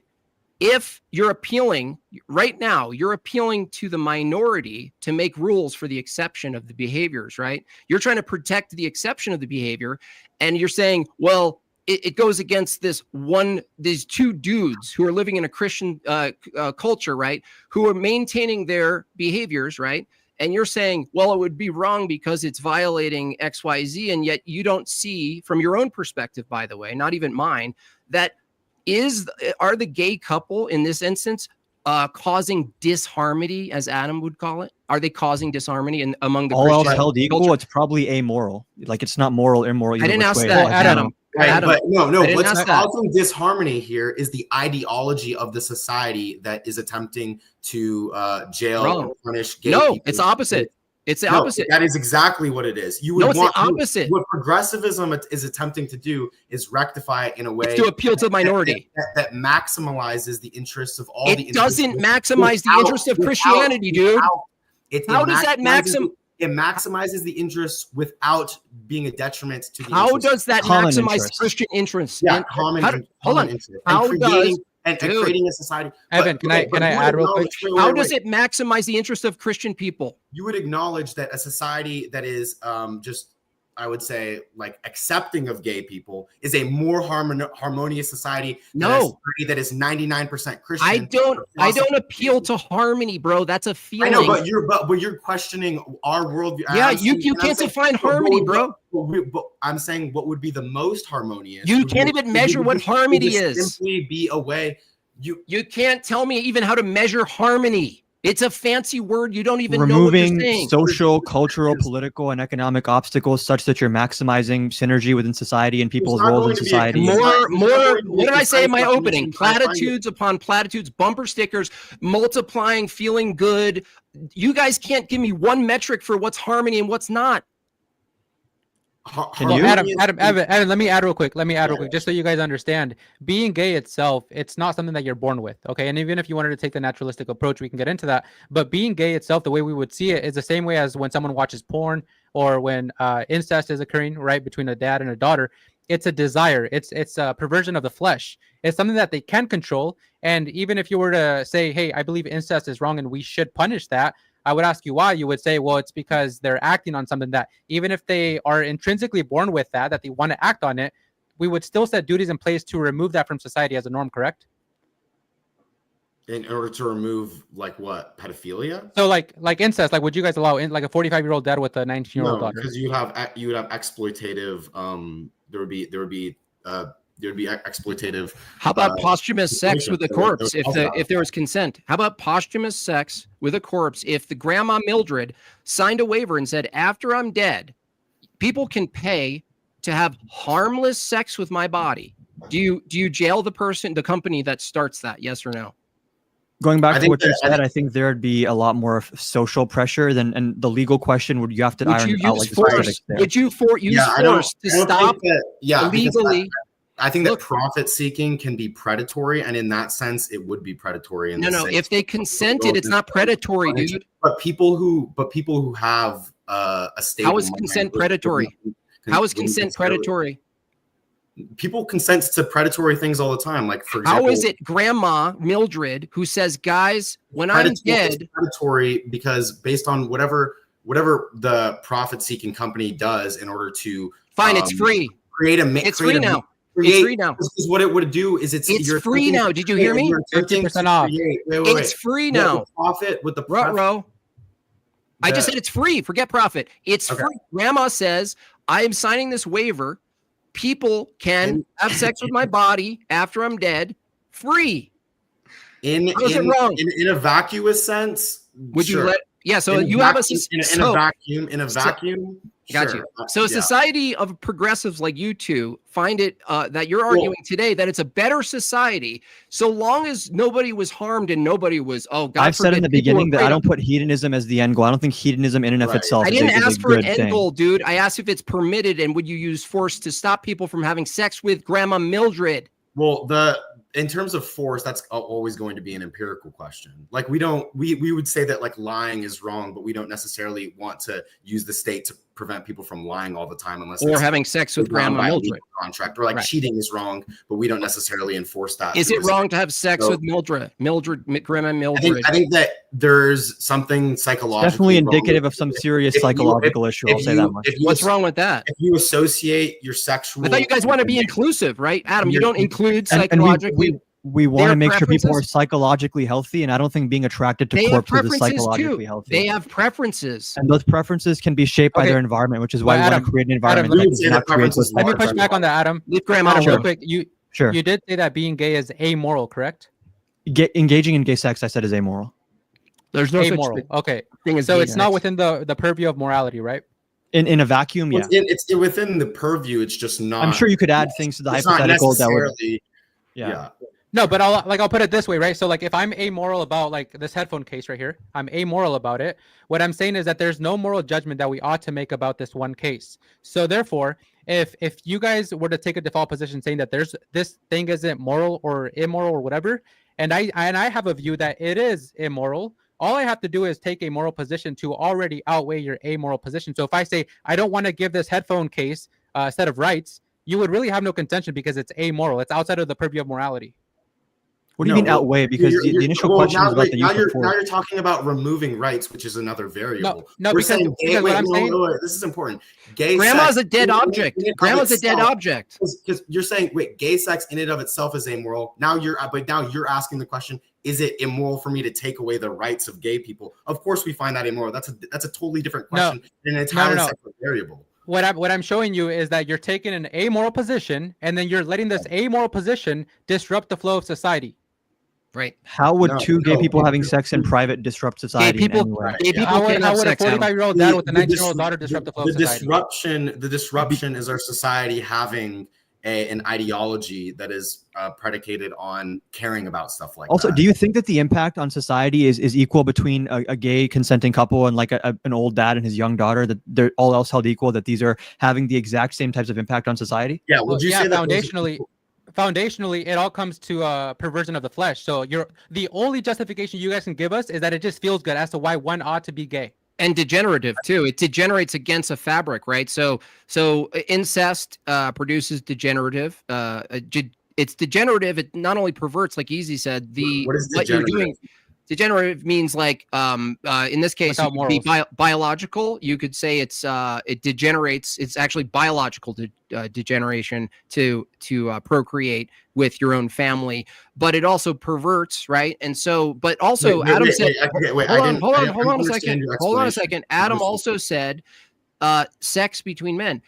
You guys are evolution proponents. I feel like that's just in the basket with progressivism. Are you Evo proponents? I feel like you didn't answer my question. What's your question? You used the word degenerate in your definition of degeneracy. So I'm asking you, what does degeneracy mean? So away from, let's say, away from God, away from commands, away from morals, away from the fabric that we hold normatively speaking. So even if you had a normative position, said this is the fabric of how we do things, acting away from that fabric would be degenerative. And how would you know whether or not it's acting away from it? Is it based on inversion? If it's inversion, for instance, Adam, hold on, I'm explaining. You have to let me answer.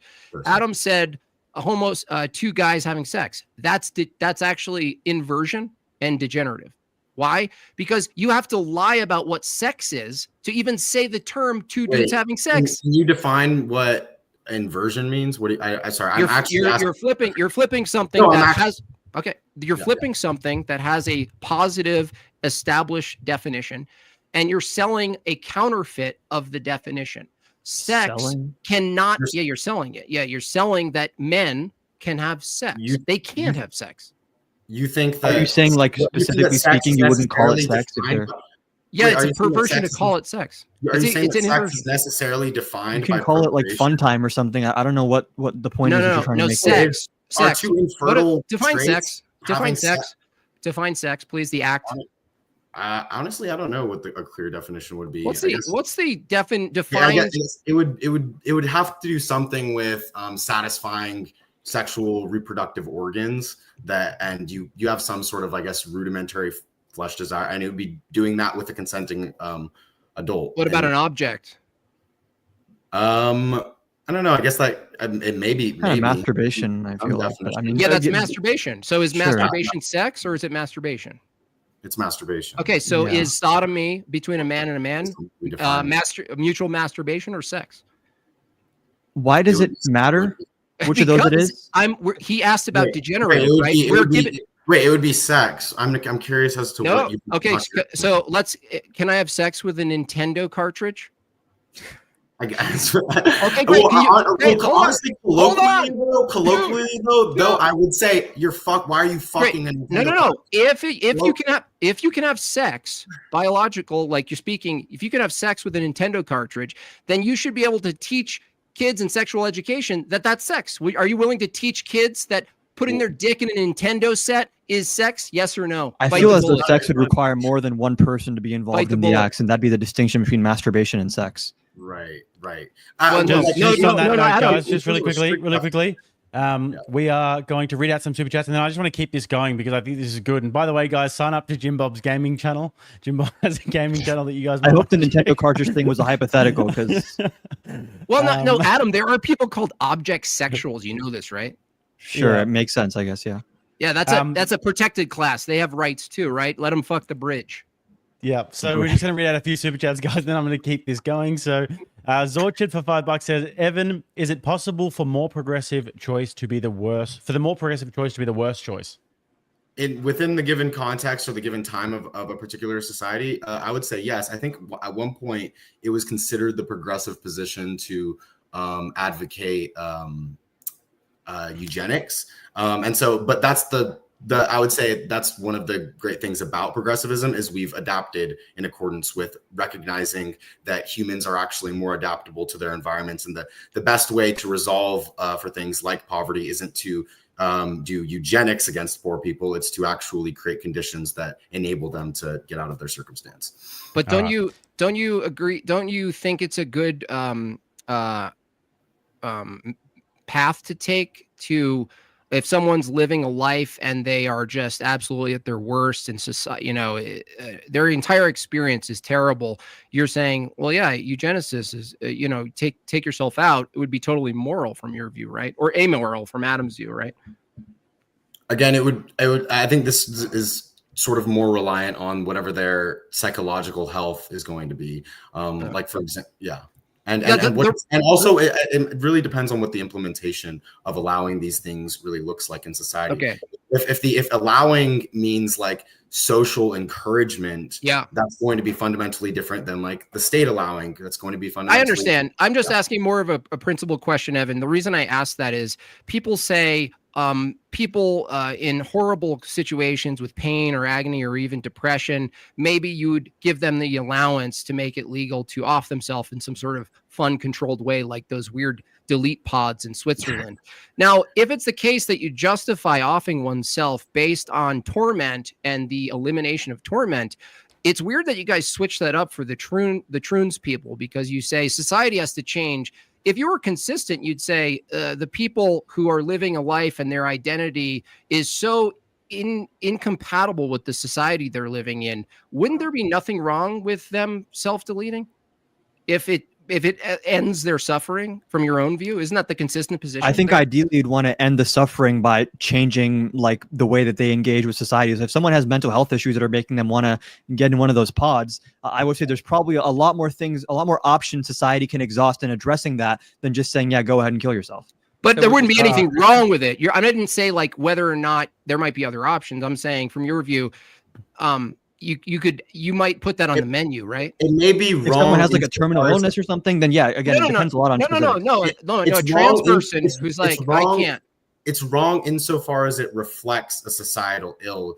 I would say the ideal that progressivism strives for is to ensure that everybody, it's inclusive in that sense, that everybody is encouraged and is enabled to actually flourish in our society. And so if you have people that aren't flourishing, and if they choose not to everyone, not everyone, it's wrong in the sense that it's all right. Let me plow through these. Let me plow through these super chats real quickly, guys. So John Diner for $5 says, we don't hold to human rights being objective. Automatic Jimbob L. There's a flurry of these Jimbob, so John Diner's going to actually call in, which will be fun. Sure. Christian Packard for $10 says, for God did not send his son into the world to condemn the world, but to save the world through him. Jimbob is trying to condemn people out of his town. Easy is truly trying to represent Christ. Thank you. Oh no, I'm doing John the same Dinan. thing. John Dinan for $10 says Jimbob doesn't get it. We can't say necrophilia is bad because the devil is in the details. John Dinan for $5 says Jimbob L. He used tautology. Degeneracy is what degeneracy is. Ha ha ha. Do you want to respond to any of those three? Yeah, Jimbob? I appreciate Evan correcting me. I may have used a tautology. What I clarified as saying is that if there's a normative structure, a fabric of customs and behaviors, anything away from that we would consider degenerate, and that's a fair enough clarification. But thanks for pointing out the mistake tautology. Beaten Cheeks for $5 says, yo, check your Rumble chat. You don't need to read this super chat. Just head over to Rumble. YT censors the other platform. So stupid. Thanks, Beaten Cheeks. Good to see you in the chat. Every day I'm struggling for $5 says, hey, Evan, what's the ontology of logic according to your worldview? I'm not sure exactly what the question is. Could someone clarify the Like ontology what's of logic? the nature of logic? Like, where does logic come from, and what is logic? I think that logic, and this isn't something that's my expertise within philosophy, but I think that logic is broadly going to be our systematic review of empiricism and understanding how that actually functions, and our brain sort of like computing how that functions. So me saying, for example, that broadly when you have one thing and then another thing, it combines and makes two things, and like that's sort of just like a simple math example. But I think he was asking. I'm honestly not going to be great at explaining, and nor do I have a comprehensive understanding of. And I'm going to let you guys get into this. I'm just going to read out one more super chat, and then we're going to go for another 20 minutes or so you guys can talk about whatever comes to mind. But Justin Henley for $5 says, automatic Jimbob W, human rights don't exist. Point to the right. All comes down to force. Jake knows. Give a thumbs up, Jake. All right, guys. We're going to go for about 20 more minutes, and then we're going to read out more super. That's my view. The guy just read my view. I think force exists, right? And duties exist. So the competition for a society is really, we agree force is the arbiter. It's the ultimate arbiter. That's not to say it's correct. It just says it is, right? Force is. So I'm saying that rights don't do the job. Force does the job. And the only question is, who's got the force? Whose ethical view informs the force is a fair enough inquiry. All right, Jake, is it possible to go longer than 20 minutes, or is that the cutoff? No, we can. If it's going longer, I'm just going to leave it. And if any of you guys do any of you guys have a hard out tonight? Yeah, I have to be gone in probably like 30 minutes. I can push it to. So You going to do a Nintendo meetup, Adam? no, it's actually Sony PS5. Yeah, I do kind of want to finish this Ravens Bills game. I don't know if anyone. Okay, cool. Oh no, we're straight. All right, cool. Well. In that case, if it's half an hour, then I think it's probably best to get into maybe 10 minutes of dialogue, and then we'll read out a few super chats, and then we're going to have a few quick callers. Okay, that sound good? All right. Can I ask Easy, you guys? You've been very respectful to your partner tonight, so you can start off. Yeah, I guess I wanted to take more of like a selfish approach just to understand some of the fundamentals as well. So what specific, well, you guys already said that rights aren't innate, right? We as a society construct the rights. I would say so. I don't know necessarily if Adam would agree, but I would say that largely rights are going to be a social and legal construction that we create to protect the interests of individuals. Okay, so like if we say that women have the right to vote, that's a societal construct that could change tomorrow if we came up with it, right? Theoretically, yes, we could take away rights, like we took away the right to have an abortion. So currently, that's not a right in the United States. Okay, so if eventually we came to a point where removing the rights from women to vote produced a better result for society, would you guys be okay with that? It depends what you mean by better result. Under your view, yeah, go ahead. Sorry. No, go ahead. You can ask. I was going to say, by your own system, if it turned out that women, if you remove the right for them to vote, and suddenly they were like, well, what do we do? Because we have no collective authority and women can't collectively overpower men. So ultimately everything's left to men, which is why the patriarchy is here to stay and can never be defeated.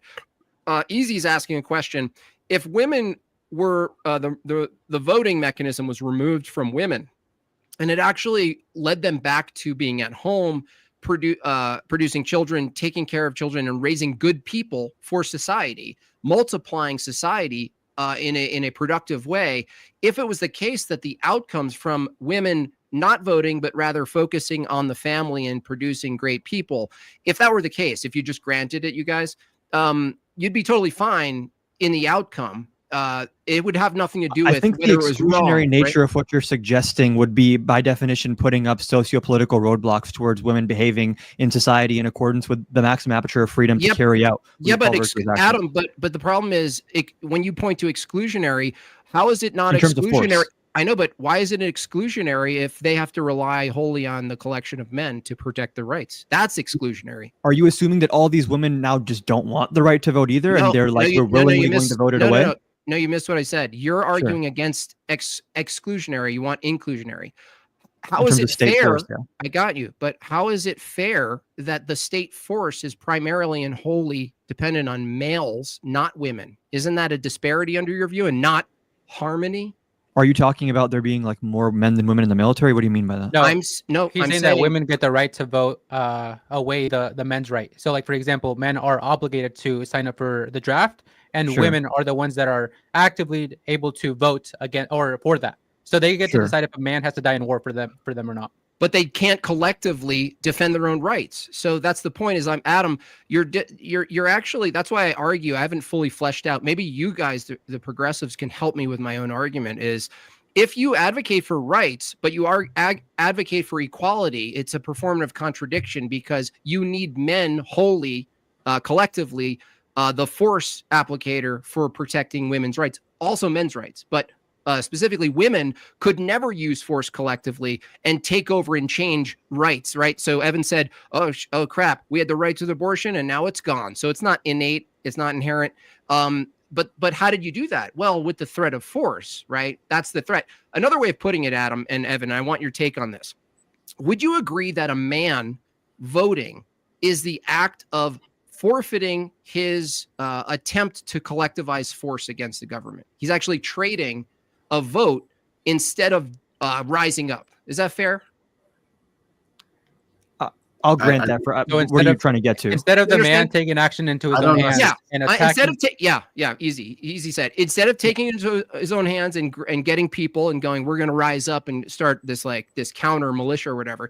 By voting, they're actually participating in the act of outsourcing the monopoly of force to the state. Is that if you choose to frame it that way? Yes. I would just say that I don't think most people conceive or think about voting in the way. I think people engage with democracy very differently. I understand, but I don't think there's anything inconsistent with the description. The reason I described it that way is if a man is trading his ability to use force in the here now and in exchange for the state monopoly of force by voting, I would ask you, what is a woman trading? Why does do you think that something has to be traded? And also, you could say that you could say that they also are trading in the same way that the man is. What are they saying? But not as a collection. Rise up. How does a woman? How does a collection of women rise up? What do they gossip? Right. What do they gossip? But social pressure. He knows it. Wait. Please let me explain my point. The woman would be trading, for example, their ability to rise up with their given community. So you're arbitrarily maligning it based on gender, but we could do this with any sort of. Wait, what do you mean by rise up, though, Evan? Wait. You could do this with any sort of social category. So like, are all 18 to for example, 30-year-olds trading their right to have the ability to rise up and have. What is a rise up? You keep using this term rise up. How do women rise up aside from starting Pinterest? You could, I mean, rise up. Tell me. We exist in the modern world. I mean, you said yourself, there's other things besides force that can influence society, like social pressures, right? So, Adam, that's changing the goalposts. I'm not saying there aren't ways in which women could manipulate society and influence society. I'm saying ultimately rights, though, aren't reliant on those. Would you agree? It's reliant ultimately on the threat of force. If you violate a right, here's a man with a gun or a collection of men with a gun. In practical terms, sure. That's just monopoly. I'm asking Evan, what does rise up mean for women? Please tell me.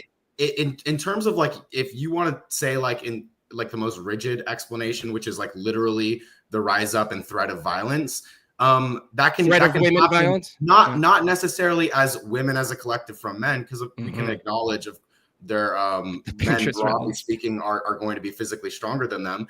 And rise up against who then? That wouldn't function in practice. Rise up against who then? Wait, please let me finish. I'm just saying. I'm sorry to interrupt, but please let me. It's a lot. It's a lot. You're saying it is a lot. I know it's like. Okay, I'm sorry. I'll let you finish. I'm sorry. But your categorization of it being women against men is just fundamentally arbitrary, because nobody actually engages. I don't engage with my political system as a man. Am I forfeiting my ability with respect to the dichotomy between men and women? It could be any sort of dichotomy. Me as a white man, am I forfeiting my ability to just rise up and have dominance and be able to subjugate ethnic or racial minorities? Because theoretically, any sort of racial or ethnic majority also has that ability, or they quote unquote forfeiting right. My point is that your categorization of making that your engagement with the political system as being a part of this specific social category is arbitrary. It could be any social category. Is force arbitrary? Very metric. Is force arbitrary? In like a abstract sense? No, in an maybe. empirical. I don't know what you mean. In reality, force, is that arbitrary, or is it groups of men with muscle and better equipment using force and saying, I'm moving you physically from point A to point B, I'm physically stopping you? So when you say women rise up, I'm still wondering what you're referring to. Hold on. What are they rising up against? The force of, I don't know. Here, I'll ask it different. Evan, I'll ask it differently. I'll ask it differently. Do you guys think that with enough manpower we can take down the patriarchy?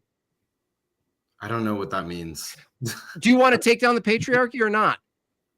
Because that's progressive, right? By taking down the patriarchy, you mean like dismantling oppressive ideas about the way the gender dynamics work? So there is oppression. I don't think that. No, I don't think that men just like as a collection can come together and by saying oppression, you're admitting that there's disparity between men and women in regard to force. So that's why I asked. That is not the implication. Yes, it is. How can you oppress someone without force? There are disparities that are due to, for example, just societal and social pressures that have nothing to do with force. Yeah, so that's secondary causation, Evan. Huh? That's secondary. Being that's oppressed, downstream. that's a secondary causation, meaning that the primary is the ability to have force, adequate force, and also the ability to have systems and organizations to keep. So are you guys just asking if on average men are more physically strong than women? No. That's not only that. Yeah, but that's true. But what we're saying collectively to argue, this all started from me saying, do you guys believe in equal rights and all this stuff? And you say, yes, equality, right? Above all, I'm saying that from that paradigm, you organizing a society, by the way, Evan, you even saying society, does that imply force exists? Yes or no? No. Okay, so you can have a society. You can have a society without a state. But force, I would call force the state. So let's say you have a group of people and you call it a society. If it's a society that has distinct identity, that means it's not this other society, right? And it's maintaining its identity over time.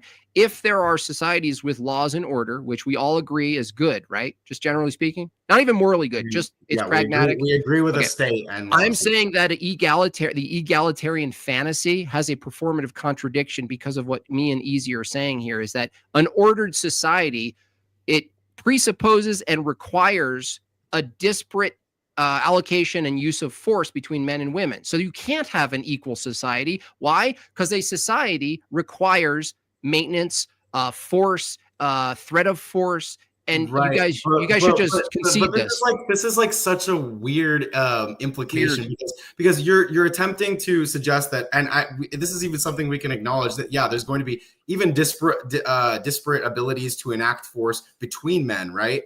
But because of that doesn't necessarily delineate justifications for other forms of disparities between those groups. So just because, for example, white people have some collective theoretical authority to have an oversee amount of force over particular minority groups, that doesn't necessarily entail, and it would be a non sequitur to suggest though that morally would justify any sort of we're not making any prescriptors. No, we're just saying descriptive, Evan. We're not saying ought or justification. We're just saying I don't know what the purpose of this line of questioning. The purpose is. Go ahead. Even when you point to the white men with the black men, and there's a disparities there, we're still gonna have to, as a prescriptor, admit that white men have been able to, number one, have the force, number two, be able to structure and organize, and be able to actually uphold the power for thousands of years now, or however long it's been. So even that, you would still kind of be proving our point, but this time we're doing it within the categories of men and women.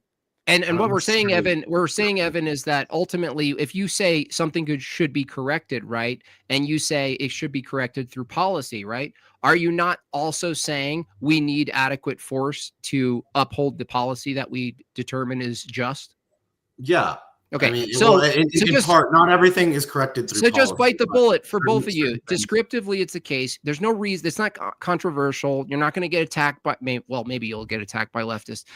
Just say it's descriptively true that an ordered society with law can't fully embody an egalitarian status, because the organization of the society itself with law requires men collectively to be in a position that women can't be in a position of. It's already disparate.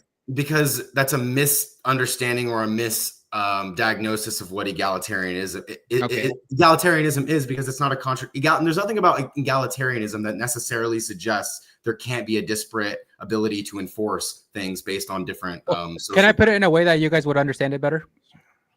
Sure. Do you guys, I'm assuming that within progressivism, the strive is for egalitarianism, right? Having equality. You guys said evening out the injustices, correct? Again, it depends what you mean by egalitarianism and equality. It's not absolute equality across all facets. Okay, so let's put it people. Right. Let's put it this way. So are men certain avenues? Yeah. Okay, and would you guys say that men are the main perpetrators of violence and rape when it comes to women? Statistically, I'm pretty sure that's uncontroversial. Yeah.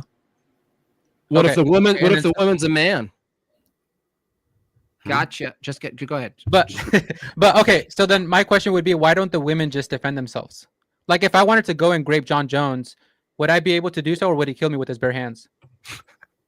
I mean, you picked an interesting UFC fighter. You might actually be. He's the You best, might though, actually- isn't he? Isn't he still the You best? might I actually thought be Islam Makhachev stronger. is getting up Yeah. there, but Oh, okay. You might actually be stronger than him, so I'm not sure if that's the case, but I'm pretty sure if you actually account for rape that happens in prisons, male on male rape is statistically even higher. So there are cases in which men can't defend against themselves, and a lot of that has to do. But a lot of that has to do with the way that humans coordinate amongst each other, and this is sort of my point. Okay. It's a misunderstanding to frame things between No. the dichotomy of men and women, because men and women both coordinate in a coordinated fashion to Yes. To collectively endorse things like Right. the state as a mechanism of force. Right. So what I'm leading to is that what's going to happen is that men are the perpetrators of violence, and a lot of progressives and liberals are going to say that men are oppressing women. So what we're going to have to do is we're going to have to appeal to other men that are actually guided by a moral compass that can not let them enact toxic masculinity, but it can let them act on masculinity with a moral compass, which is what's necessary. So that's why we argue that Christianity by millions of miles is superior to progressivism, because not only do we have the adequate force, we have the moral compass, but we also have an objective purpose that we're striving for. Whereas with you can't account for the inequalities or injustices, and you can't even enforce them. We also Response, guys, then we're going to get into quick response, and then we're going to get into super chats. we also reflect that. All right, one more you thing to add. don't I'll let you have the respond. adequate force. How are you ever going to enforce Christianity on non-Christian countries? Because we believe in. You don't have the benefit of force on your side. No, the thing is, even if you didn't get there, I want to add to Easy what he's saying is that if it's descriptively true that reality itself, descriptively, we're not making an ought claim, descriptively that it's hierarchical, and we've demonstrated it's patriarchal. That is to say, there is a top-down system that we're looking at, right? That even you Evan saying, well, we showed that men also dominate other men in prison. Yeah, that's to our point. That means that there's a hierarchy. We're arguing that the Christian paradigm actually better accounts for and reflects that hierarchy. We admit that force wins. The only question is which paradigm can adequately use the force and apply their ethical system in a way that's consistent, continuous, something that can be fine-tuned and whatnot. We're arguing from your position, Evan and Adam, there really is no correct way. If we gave you guys the guns, all of them, right, and you said we're going to use force now to implement what you guys called the peak of harmoniousness. Is that a word? Is harmonious? I think by definition, if we use those means, it kind of defeats the definition so, we give. But however, if it defeats it, then you admit that a harmonious progressive society would still rely on inequality because of this force doctrine. I don't think hierarchies are inherently a bad thing. I think you have to be specific with which hierarchy you're talking about and what it's built based upon. And what we're arguing against is hierarchies that are not, I guess, beneficial or helpful or really have any rhyme or reason behind them. Equality is a myth. Want to remove economic obstacles, social, political equality is obstacles. a myth. Say, Adam, equality is a myth. Depending on how you Say define it. everything is a myth. I mean, Well, yeah, I mean, Adam- it's a straw man. I think it's just a straw man to suggest that committing ourselves to egalitarianism means that we will necessarily always be able to achieve inequality. We recognize that there are certain, characteristics, variety amongst individuals, both through gender and the way that even just like personal capabilities. But that's not. We're not straw manning, Evan. Nothing about acknowledging that in no way is like No. contradictory to the values, because what I'm getting at is this line of questioning is just forcing us to acknowledge certain descriptive realities, but that has nothing to do with the normative values that we're advocating for, which is fundamentally going to be coordination amongst people who have varying capabilities With force. and that coordination is what fundamentally gets you things like the state and With force. Right. But the point is that you this guys is a good don't. place to go to the last. Cooperation, you're saying. We've got to move it on, guys. I'm really sorry because Adam does have a out quite soon. So, guys, I there do is a have one poll quick up in question the I want to chat. ask We're before going to I see. go, but go ahead. Yeah, we're just going to read a few super chats, and then we're going to actually have a few callers. So we've got about 15, 20 more minutes, if that's okay, Adam. Just quickly, guys, I'm going to read some super chats. The poll is up in the chat, guys. Go and get your vote in now so we can see the final results of who changed more minds today. Beaten Cheeks for $10 says, what's good morally in society can left ideology bring when the Skittles communities are butting each other and not creating any life, and the T's are cutting off their own privates? Not going to get any answers for these ones, guys. Beaten Cheeks for $10 says, genuinely wondering, with these leftist ideologies and with the Great White Hope taking office tomorrow, would you guys move to Venezuela and embrace your political views? They'd welcome you with open arms. And then we have got Frank J says, tribute to the King of Australia. Thank you very much, my friend. I appreciate that. And Beaten Cheeks for $50 says, I haven't shown you enough love lately. You're still one of my boys, Jimbob. Jimbob, Hey, what's up? you're one of What's up, Beaten Cheeks' boys. Thank you, Beaten All right, Cheeks. guys. Thanks for a big super chat, buddy. I want a quick, you can take less than 2 minutes if you want, but a quick, super fast closing from you guys. We're going to start with Adam, then Easy, then Evan, then Jimbob. So Adam, real quick closing statements, and then we'll get into some callers. Sure. So this was actually my first time debating this topic. I found it thoroughly entertaining and I think informative on both sides. I'm glad. I think we largely engaged in good faith, although I think there were some points where we were kind of talking past each other that inhibited our ability to kind of get to more of a consensus, at least on understanding what we mean by each other's definitions. With that being said, I mean, I don't have much else to add. Someone brought up John Jones, so I want to leave with a completely unrelated question and ask, who are your guys' top 3 active UFC fighters right now? I'm out of the loop. Sorry. Oh, damn. Islam Missing out. Makhachev, John Perez, Jones, and then Tom Aspinall. Okay. Yeah. Valid. Yeah. All right, And Jake Easy. Rattlesnake, You got too. one. Go Jake for it. Rattlesnake also. Yeah, I would wish. say, guys, as the closing, it was pretty obvious that even if we were to take the position that Christianity is up to interpretation from certain denominations, we still have an objective standard of truth by which we can appeal to. Whereas with progressivism, if there are different interpretations, that's not a contradiction within your guys' worldview. So our point is that if rights don't inherently exist, but duties do, Christianity not only provides the adequate duties, the force, and they require a patriarchal system, which is going to govern everything, given with a good moral compass. So that's where I think you guys just lacked on that part. But overall, it was a really fun debate, and I do have a lot of respect for you guys for coming on this All right, Evan. channel. Yeah, I had a fun debate. I think fundamentally, even amongst Christianity, there's going to be the various interpretations. And like I mentioned earlier, the overall reliance on things like these universal, interests or desires amongst society in a coordinated fashion is why we advance things even amongst Christians. And that's exactly what progressivism is all about. And I don't think we ever, got into empirics, but I think that it's quite clear that societies that by and large are, thriving both economically and in terms of their overall satisfaction, even with maybe some of the metrics that these Christians would deem as being valuable, are incredibly secular. And so you can have secular societies, you can have societies of all sorts of religions, and flourish as need be. So it's not actually the case, and we have that to show that Christianity is a necessity for a beneficial society. All right, All right. Jimbob. Then we got another caller, and guys, Okay. Just Gerald has said that if we get the super chat goal, we will get 20 memberships randomly gifted for all of you in the chat. So let's All get right. that goal, guys. All right. Well, thanks for coming. You guys were really actually fun to engage with. Thanks for that. I think establishing Well, what's good for society? It doesn't need a standard for what's better. I don't think that anyone could take the word harmonious and be like, oh, yeah, I know what you mean. I think that's lacking in your guys' worldview, that if you were to actually pursue that as the standard, you're going to have to tell me, pointing to one circumstance, something disharmonious, something that is harmonious. Like I said in my opener, progressivism ironically uses the word progress, but can't tell you where they're going. Adam even admitted that it's out there. We're discovering it. We don't know what it is.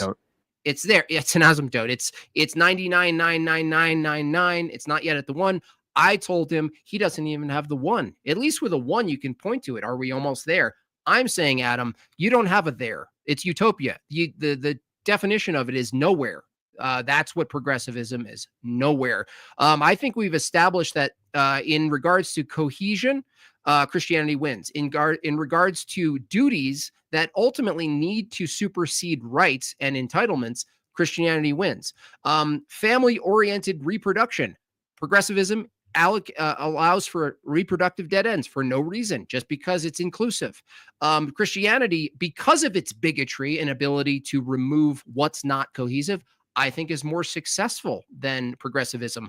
I don't think progressivism has any legs. It's basically like a little castle made of sand that every couple generations, based on the norms and the trends of the time, the wave comes in, washes all the sand away, and then the new progressives come and go, this is progressivism today, even though they couldn't possibly agree with the year before. With that, again, I want to definitely thank Jake for having us all.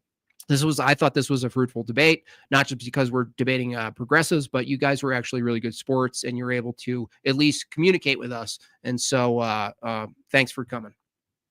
Yeah, I thought it was really good as well. And I caught Evan on a few Jubilee debates and I was pretty impressed by what you were doing there. So thanks for coming on. Guys, just quickly, the results. So what's better for society? The first poll was Christianity 92%, progressivism in 2%, and I'm undecided 6%. And this time it was Christianity 91%, I'm undecided 6%, and progressivism 1%. So I think a few more people just went to the I'm undecided camp, and a few people left both camps. So you guys actually ruined both of your own causes. I would forcefully remove those people. We got James Lindsay here, guys. James Lindsay wants to say a few things. I'm James Lindsay. Jimbob, you're woke, right? Boo. Whatever, James. I'm joking. You turtle. Anyways, Evan, thanks for coming on. You too, Adam. I have a question for Evan. You mentioned empiricism as one of your bases for progressivism. Yeah, I would say that empiricism is largely going to inform the debate amongst people and encouraging what exactly decisions society makes moving forward. I guess my first question from that is, what do you define by empiricism? Like, are you talking about like the scientific consensus, for example? I mean, not necessarily. I mean, scientific consensus is just like those experts and their understanding of what the data actually suggests. But empiricism itself is going to be a method of observation, and then ideally, you would also want to use, I guess, more high level research methods to ensure you're controlling for enough variables and figuring out what exactly causes what, etc. Yeah. So would you say just this might seem unrelated, but it'll be tied back in. What do you think about like evolution? Do you think that's true then? I think the evolution, yeah. I mean, if you just take evolution, the theory of evolution, just to be that, selection accounts primarily for what is going to be reproductively beneficial. I think it's obvious that as soon as traits have some sort of randomized variation, the traits that are best able to be reproduced and pass those genes on down are. So obvious. Christians are more fit than progressives then. What's the argument? Because we reproduce. Yeah, we reproduce more and more effectively. Yeah, than you guys. Yeah, that's basically the argument. But Christianity is on the decline. So the trait of actually, it is at least in this nation. I can't. What did that mean? You guys are in decline because you guys want to have less kids, and every chance you get to have kids, you abort them. I don't I don't think that that's the case. Well, but- All right, I appreciate the question, let's riddle James that kid. Lindsay. Okay. Last little bit, man. Then we got to move it on. James Lindsay sucks. Not you. Sure. Okay, yeah. So my question then is, obviously, if natural selection selects for the best traits, wouldn't it then imply just inequality is just natural for all life forms, including humans? No, I think you're fundamentally misunderstanding. I don't ascribe the word best trait as being like normatively a good thing. It could be the case that natural selection could pass down things that aren't necessarily normatively beneficial. So for example, there's examples in which like certain societies have different variabilities or are more likely to develop certain diseases, but at one time that was naturally beneficial, but at this time it isn't. I guess but then the people who survive, who have the traits that are able to survive those diseases, are going to be able to survive those diseases, and those are going to be passed down. That then just still leads back to the original question. Like, this implies inequality is natural. So why are you trying to promote progressivism, which promotes something that's not natural and goes against evolution? That would be an appeal to nature. I don't think that. Why is appeal to nature bad? So yeah, well, an appeal to nature is bad because normally we don't ascribe things as being natural, as being fundamentally good. We can think of a ton of things in this world that are natural that we would not necessarily ascribe as being good. Rape is found why within society, and we don't find that to be morally good. So yeah, it's all going to come down to all right, guys. I have to move this on. My stream is glitching out. Okay. I can't even. My Wi-Fi is super slow at this Best Western Plus. So okay. I get to move it on with James Lindsay. I appreciate you coming through, brother. Yep. All right. Thanks for answering my question. Take care. All right, and we have got Glink60 down here. Glink60. I can't really see you, but let's hope that you're not sus. What's happening? What's your question for? So blurry. A little bit. What app is You're that? muted You're there, muted. Glink60. Oh, my camera is a little bit messed up at the moment, but I wanted to kind of piggyback off the last point they were making about the reproduction and Christianity being on the decline. I would just like to point out that Christianity is not on the decline because of reproductive means. It is on the decline because of high conversion rates. Those high conversion rates are from generally Protestant churches, which are predominantly liberal and progressive leaning, as well as you can go look at any denomination of Christians. The more liberal sects are going to have the lowest birth rates. You can go within the Catholic denomination. Your Latin Mass Catholics, highly religious, highly traditional, the anti-gay, women being in the kitchen, those kind. They have birth rates of upwards of 3.6. The liberal Catholics. So my question is basically how do you, like, you're kind of dancing around the whole reproductive question. How is progressivism good when it kind of leads to reproductive dead ends? I don't think progressivism necessarily leads to reproductive dead ends. I think that's just like a natural consequence of economic development. But I think it's important to note. No. Wait, can you let me finish? Okay. Go ahead. What I was responding to with that previous question is the person before made an inference that because Christians reproduce more and because evolution selects for, quote, the best value, which I don't believe because that's a normatively loaded term, then it must be the case that Christianity is the best value. But even according to that own worldview, if Christianity is on the decline, whatever that explanation may be, that's clearly a sign that it's not going to be the best value in terms of what people actually believe. Because even if you're born into a Christian household, if you just develop secular beliefs later in life, kind of like myself and like a lot of people are nowadays, then it's not actually a testament to how stable or solid the ideology is convincing other people. I'm sorry, I'm not actually sure what you're even saying here. You're just kind of appealing to Christians leaving the faith again. I'm not really, and then you also use. I'm just saying it negates the argument that the last guy brought in. The implication that the last dude brought in was that because Christians reproduce more and because evolution selects reproductive values, that Christianity must be the best value. But if we're just defining evolution as whatever traits are being passed down, it's not that Christianity is being passed down because people are becoming less Christian. It's just that Christians, the people, reproduce more. Yes, but what you have to understand, Evan, is it wouldn't ultimately matter which one is better. It's the fact that Christians can fulfill the precondition to better itself. So we're at least able to procreate, whereas you guys can't. Christianity is up All right, 1% worldwide. Also, Procreate. Evan, you did say just real quick, Jake. Evan, you said it's because of economic reasons. Do you mean that people are having less kids because of economic, technological reasons? Because I don't think that's true on net balance. Maybe in the modern world, you could say, oh, modernity snuck in and people don't want kids because they're living a totally fine life doing what they're doing. But on net balance, I think it's the poorest countries who are also religious who have the most kids. Religious, but notice It's how not economic, right? Well, that's exactly what it is. It's economic. It's not Christianity. And notice what you just did there. Uh-huh. You said religious. Sure. It's also going to be the case that poor communities in Hindu India are also having a lot of kids because they don't have the same like level of economic development as, let's say, for example, their neighbors in the north, like China. But then aren't you All right, admitting guys, I'm going to that- get off to the next question now. We've got one more coming in. Glink60, thank you very much, man. I appreciate you coming in tonight. Thanks, dude. And we have got Jay Smiksky.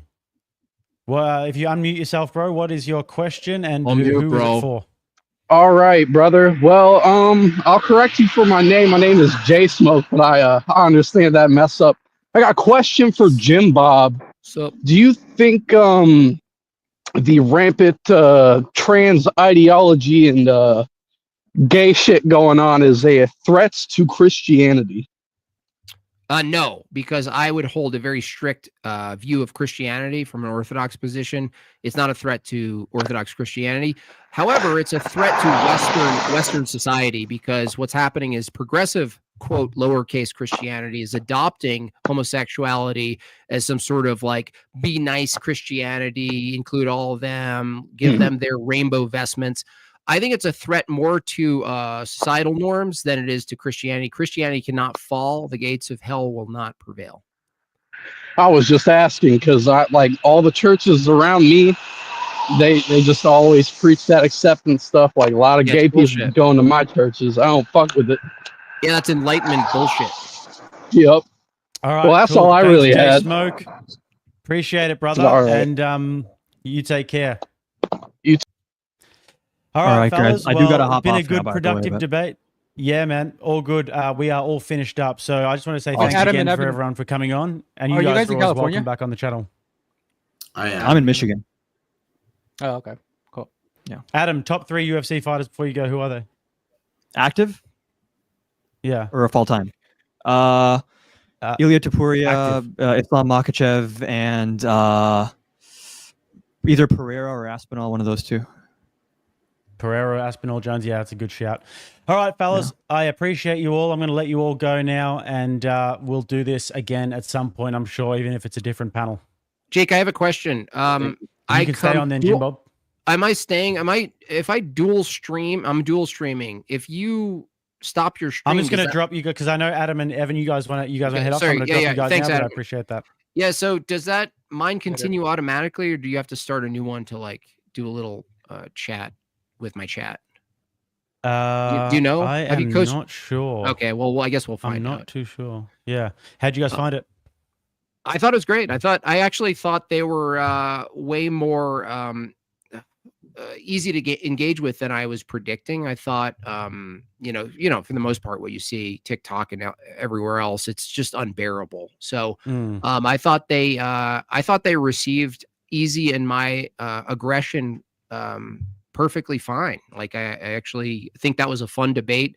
Those two is like I think I feel like we could debate a lot of different topics with those two and have a fun thing. They're way more stable. You know what I mean? That's why I chose them, because I saw Evan debated a few different topics on Jubilee, and I thought he held his own in every single one. So it's kind of cool, even though like we disagree with them. It is cool to have those sorts of guys coming up and doing debating on the scene, because it does make for fun debates. You know, we can sort of flesh these issues out. Easy, first formal debate. How did you go? How, was it different to your sort of shit throwing on the street and getting assaulted by Karens and stuff?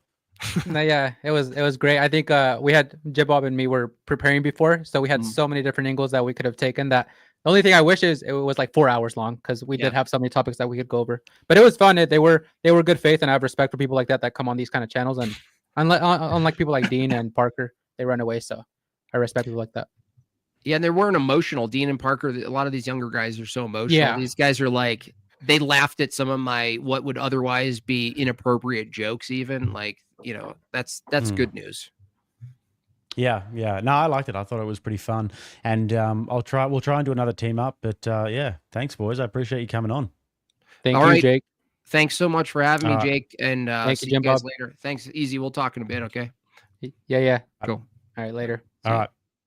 Take it easy, guys. See you later.